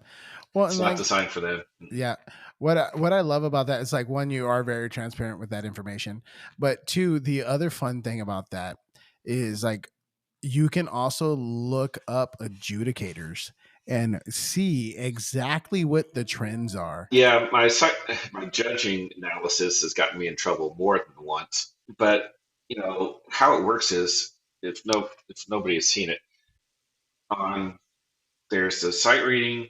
Like say there's sight reading judge 1, 2, and 3, and there's your composite. So if there's 1, 1, 2, I would count the 2 as a negative versus the 1 composite. It's just subtraction, and we want to see if judges tend one way or the other. For the most part, no, they they balance out. And you and I have both heard, oh, that judge grades 4A's harder than the other judges or something like that. Is it true? Probably not. Most likely not. There are a few 30% one way or the other. That's a trend, and it needs to be more than 10 results. Like they need to judge more than 10 bands. 5 bands, that's nothing. That's a small sample size. 10, 20, that's a better sample size. You look up George Strickland, who to me is the best judge I've ever seen. He's straight down the middle. Now, does he vary against composite? Yes, but he's fair. And dang, his sheets were so good because he'd offer suggestions about how to improve something. Um, if I could come include George, I would. Or Yeah. somebody cryo freeze him because we want to keep him around for forever. He's the best. Yeah, and that's something that's very interesting to like look at because honestly, like I've looked at my own adjudication and I'm like, okay, where am I like missing as a judge? Did I fall asleep on that band? Yeah. And it's always like that self-reflective element, which is like also nice. And Yeah, then it's not supposed to be a criticism of y'all at all. yeah, I mean that's, you can't argue with It's facts. just and yeah, and that to me, the most important thing about all the data that I present is knowledge. You guys, as long as you have the facts, you can make your own assumptions from it or whatever. And the other thing is like you also track the performances of pieces, which is like, Hmm. honestly, I think that's a great resource for specifically, well, I mean, like everyone, but like young band directors that are having Hmm. problems like programming, because like, Yeah. once again, you're coming out of college, your concept of like what you can do might not match what you're actually able to teach or able to do, and so you have to Hmm. temper yourself. Or if you just don't know the literature very well, like that, Right. look and see what other people play, and like that helps a ton. Like the Yeah. PML is like its own thing, Hmm. but you need to see like what people actually play, because there's tons of things on the PML that I'm sure rarely get played. Like, the what is it? Is it the Walls of Jericho? I Uh, think that's a grade 3. There's so many, and what I do, and this, I'm not saying this is good advice, but I sort it by sometimes by arranger and sometimes by composer, and there are certain things that I avoid when I sort it that way, and it just breaks it down a little bit more for me so that I can actually digest what's there to choose from. Because there are certain things, and it's like I know what kind of bands I teach. I know, I mean, If you see the word traditional, yeah. get out of If I here. see the word Yeah. traditional with a 2C sub non varsity band, like I'm not like I'm probably gonna avoid it, and that's just Yeah. And you got to look at what, be able to say, like you have two C non varsity. What other two C non varsities? What are they playing, and what are they playing well? If you see a piece that isn't being played well by two C non varsities, stay away. It's like the old, was it Fred Allen? They led my one away, yeah. and because that it looks like an easy piece, but holy crap, no, it's not. Yeah. Uh, Well, it's just like portrait. We used to Portrait joke of a about. Clown. Yeah, I would be like portrait of a two. Yeah. I love That's McGinty, but man, that one's not what people think it is. no Uh, red balloon. Do you remember oh red gosh, balloon? yeah. My goodness, that was one that we played in junior high, and we sure did get a 2. But like that, there are some pieces that is just like, man, you gotta have the right players in the right places, and then you got to be able to teach it. Yeah, or the Whitaker pieces. I mean, those are tough. They're gorgeous, but they're tough because it's not it's lyrical. It's not rhythmic, and you got to line everything up. That's why I'm appreciative of the what Eddie Green and everybody did with the book, the foundations of for superior performance book. They really emphasize on lining everything up and moving together. So yeah, it's just there's pieces that stay away. And there's a lot of new stuff on the PML. I noticed that this year. There's a lot of pieces. I'm putting it together now. I'm like, I have never heard of that piece before, Yeah, and there's and a a lot lot of of new composers. really great music. Like, okay, a piece that I heard this year that I haven't heard, like that I haven't seen it or heard it played in since like the beginning of my career, which was like 16 years ago, was Blue Real Rhapsody. Blue Ridge That Rhapsody. one, There you go. Blue Ridge Blue Ridge, Rhapsody. There's yeah. also Blue Ridge Real Yeah, and Blue Blue Ridge. Ridge Saga. We all know that Yeah, one. Blue Ridge Oh, I Saga's love Blue been on Ridge there. Saga. Oh my Swearingen, goodness. right? Yes. I love Swearingen. It's just like, but there's so much stuff out there that's being put out into the world that is like Hmm. educationally sound and attainable, that Yeah, like it's like, why are you playing that? yeah, yeah.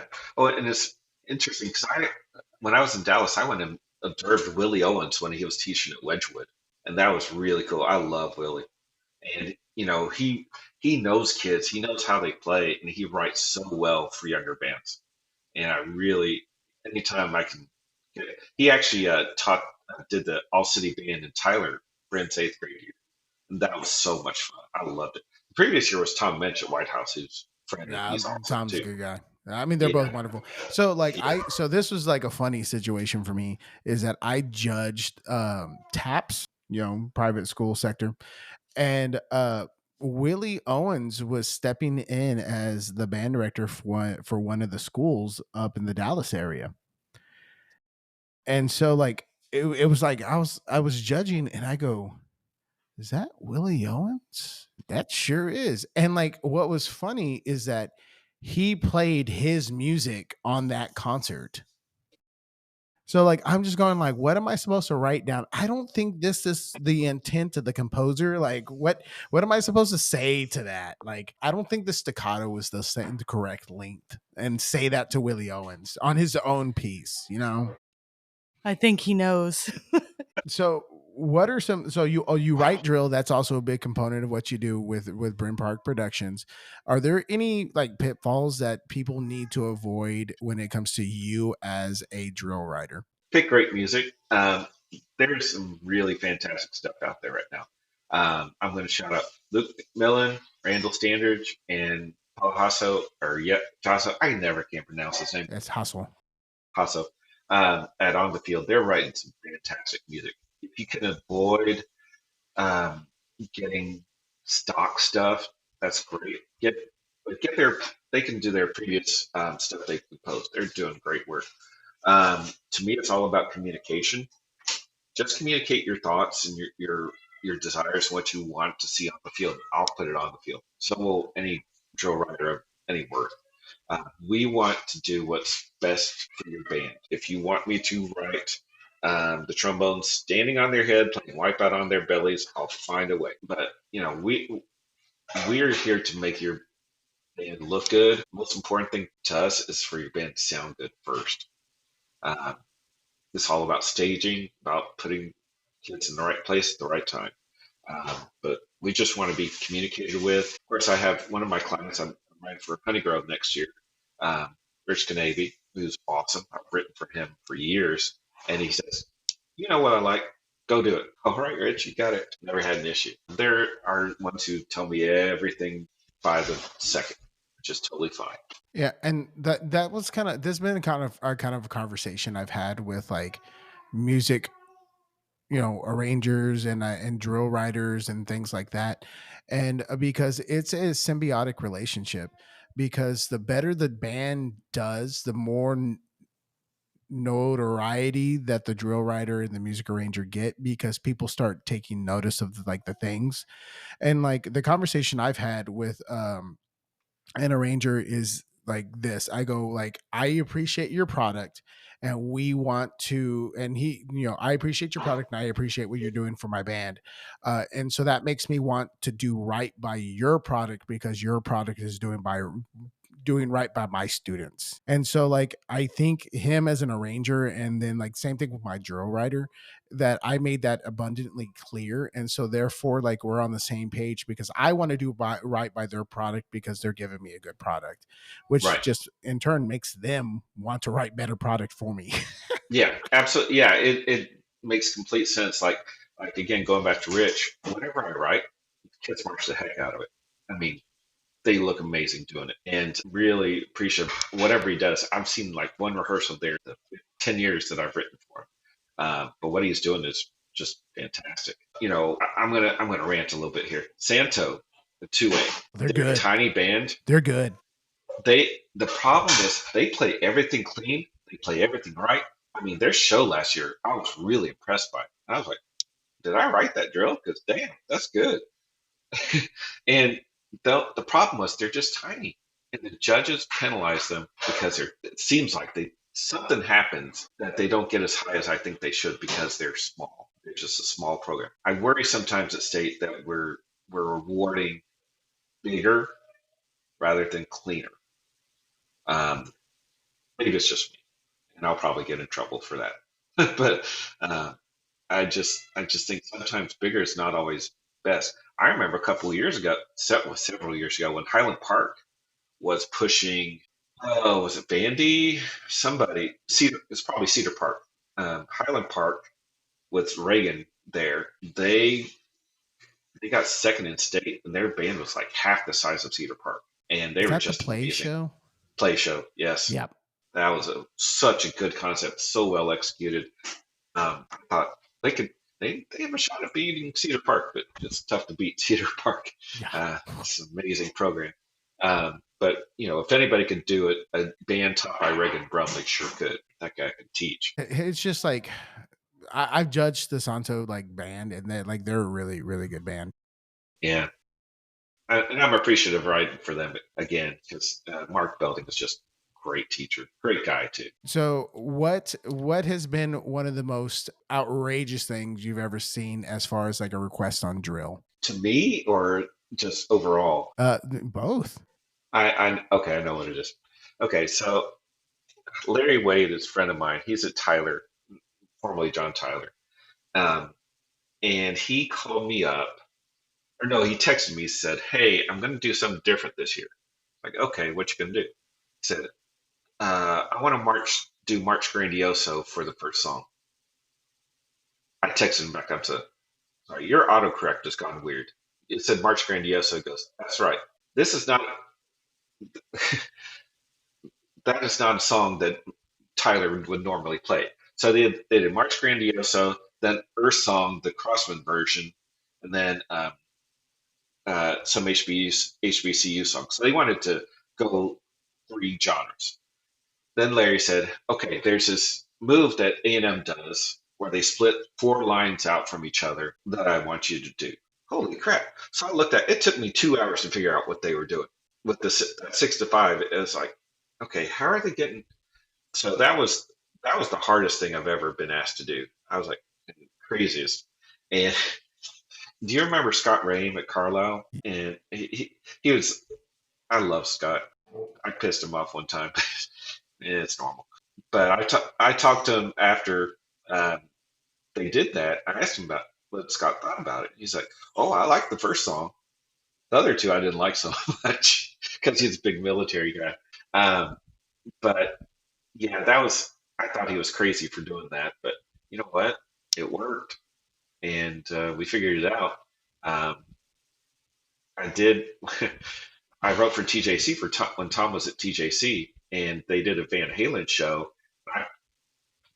I did a move where the triangle pivoted on its point, and he called me and said, "Okay, Tim, we're going to do this, but I want you to realize this. Most of our kids come from 6 to 5 step schools, so they're not quite used to an adjusted step, and especially when they only move 2 inches over 32 counts." I was like, "All right, you're right, Tom." He was really cool about it. But yeah, that's the most audacious thing. I haven't written any Starship Enterprises. Imagine like now in the age of UDB, where like a college student opens their UDB and like clicks play on the Yeah. animation, and they're like, oh. Okay. Didn't know this came Well, with because like in NC-17 the day rating. of like drill charts printed out, like Yeah, it's like a yeah. flip book, you don't actually Yeah. get the full effect. But when you can like pull up and watch and like press play on UDB, Mhm. I feel like everyone, they're like, okay, go find set whatever, and they're like, But you brought up UDB. Huge, huge, huge shout out to UDB. What they have done is revolutionized how we teach drill. This made it so much easier and cleaner. Um, and the advances they continue to make to the listening zones, good Lord. And Stride TV, I mean, it's made it that I almost want to go back and teach marching band. there's Almost. some cool people, I'll tell you that. Yeah. Josh Gall, Luke Gall. Yeah, they're cool. Yeah. They're very cool. They're And awesome. And they're truly like visionary people, and Yes. I know for sure they're not done yet. Yeah. Their They're ideas doing some really cool stuff. So, Tim, do you have a guilty pleasure? I've been told I play Xbox too much. Ooh, what's your game of choice? Well, I'm lame. I play Rocket League, which is car soccer. Oh no, we're down with the Rocket League. I mean, you could play old school Halo. I do play Halo from time to time. I'm doing playing Apex. I play Apex Legends, but I've gotten into Fallout 4 big time, and that's a very addictive game. Hugely addictive. I've wasted so much time on that game, dying. I die a lot. But yeah, Mizzou H8R. If you want to add me, anybody, Mizzou Hater. That's my ID, and on Xbox. And yeah, I don't. Jamie's like, "Why do you hate Mizzou so much?" They came into Lawrence and burned Lawrence to the ground during the Civil War. She's like, Yep. that was a long time ago, Tim. I don't care. Is there any one thing that you wish you could bring back? Oh, man. I heard y'all talking with Kim about old school TV shows. Double Dare. Oh, yes. Yeah. Yep. Or you can do that on television. Both great. I used to have a crush on Alanis. How did I know that she would become Alanis Morissette? I thought she was cute. I love all those old Nickelodeon shows. Mm-hmm. You just don't make. We've talked about it before. We talked about it with John Shriver, Legends of the Hidden Temple. Mm-hmm. I love that show. Figure It Out was another good one. Oh, man. That is old school. Those are so good. You know what? Something I wish we could bring back? Nap time. As adults? As adults. We'd never get anything done. Nap time. That 1:30 p.m. like draw from lunch. Yeah. Nap time. Go to Spain. I think they do that. Yeah. Yeah, do really. siestas. They do have siestas. Is there a piece that you wish you could write drill for? Okay, there's three. I'd have to be very controlling. First would be Mozart Requiem. Band that could pull out the Mozart Requiem. Rent, but I'd have to. There's certain parts of Rent that I would want to write for. There's a lot of arrangements out there, but yeah. Which parts do you want to write for? Will I? Because you just have all these groups going as around. Yeah. And it doesn't hit until the very end, and we didn't form. Otherwise, and then I'd like to do Seasons of Love, but have a big old, and I'm copywriting this, by the way. No one's stealing my idea. Take a big old black curtain and have like winches and poles, and you have the guys out front, just like you do it on the stage, and they do it. And then when the chorus hits, drop that banner, and the bands behind it just pound the ever loving crap out of everyone. By the way, marching band should be loud. Anyone that thinks otherwise, on you. I get pretty. I get it. Put it this way: my wife and I, when she was pregnant with Brandon, we went and saw Alan at the Mesquite Marching Festival, and they came in 2 by 2. It took forever for them to get in there. They played Malagueña with 100 trumpets, and oh my God, it was so freaking loud, and it was amazing. I'm sure Brent jumped in the womb from it because it was just pin your ears back. I think Anthony was still there at the time, and he let it fly. And they pride themselves on being loud. They sure are. My niece actually was a trumpet in that band later on. They're just it's crazy what Alan does. We went to their marchathon, and the logistics getting that band around is crazy. Yeah. My other one, I'm going to cover this one too. A middle finger salute to standardized testing. That's a good one. And it's got they don't really care about us, Michael Jackson. Pressure, Billy Joel. Don't do the first, just do the chorus. Pressure, Under Pressure, Queen and David Bowie, but only do the bridge. Then The Wall. My piece de resistance that would never fly is Killing in the Name of by Rage. Yeah, Rage Against the Machine. He has it all planned out. Oh, and Revolting Children from Matilda. All right. Beautiful. So it would be a fun, burn everything down. Director is retiring the day after this is going on. Nice. Beautiful. It'd be so much fun, though. So that's the three. I don't know which one will ever happen. What is in your ear this week? I just listened to Bruckner number 8 this morning, and that's amazing. Whatever's on my Peloton, because I try to do a Peloton workout each day, I listened to one that had Chapel Roan on it, and she's fantastic. I never really listened to her all the way through, and she's really, really great.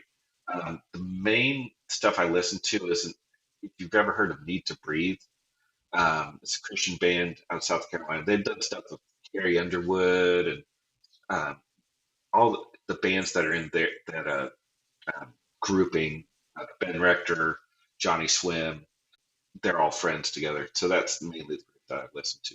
If it wasn't band, then what would it been right off the bat? Can I tell you what it is now? Yeah. I'm a senior commercial title examiner for First American Financial. Band directing prepared me for that because I have to read a lot and I have to really pay attention to the details of everything. So when I was a kid, there was nothing else besides band since I was 12 years old on. I wrote drills when I was 14. Did they make any sense? No. It's just it's what I do now, and I enjoy it, but it gives me time to write drill, and I get paid pretty well. And people say, "Oh, Tim, will you go back to teaching?" Yeah, if I could just teach. The other 70%, I'm not going to pass. And I'm sure for some it's 50% teaching. But from what I can see, it's about 30% teaching. Band directing is about 30% teaching now, and 70% a lot of other crap. Yeah. All right, I got some rapid fire questions for you. All right. Okay. I'll try to keep my responses less wordy. All right, so here we go. Best musical ever. Les Mis. Favorite action movie. Oh gosh. John Wick. Is pineapple acceptable on pizza? Absolutely. Is a hot dog a sandwich? Delicious. I don't care. Yes, sure. Toilet paper over or under? I don't give a flip. I don't care. As long as I have some. Sousa King Fillmore. Sousa. Do you have a favorite jazz artist? Like John Baptiste. Would he be considered jazz? Sure. Yeah, he's everything. Are you allowed to tuck in your shirt without a belt? I would, but my wife would not let me. Favorite stand tune? Oh gosh. I should have been prepared for this. I don't have. It's been so long. I don't remember. I do like Vehicle. That's a solid one.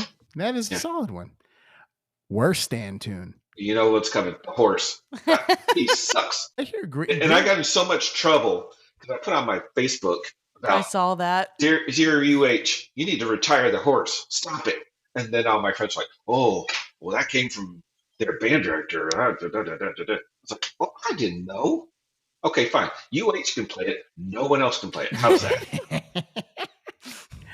What is your favorite store? It used to be Shakespeare, Beethoven and Company in the Galleria in Dallas. That got shut down. Kroger. If you had a spy code name, what would it be? Mother Trucker. Using the family safe version.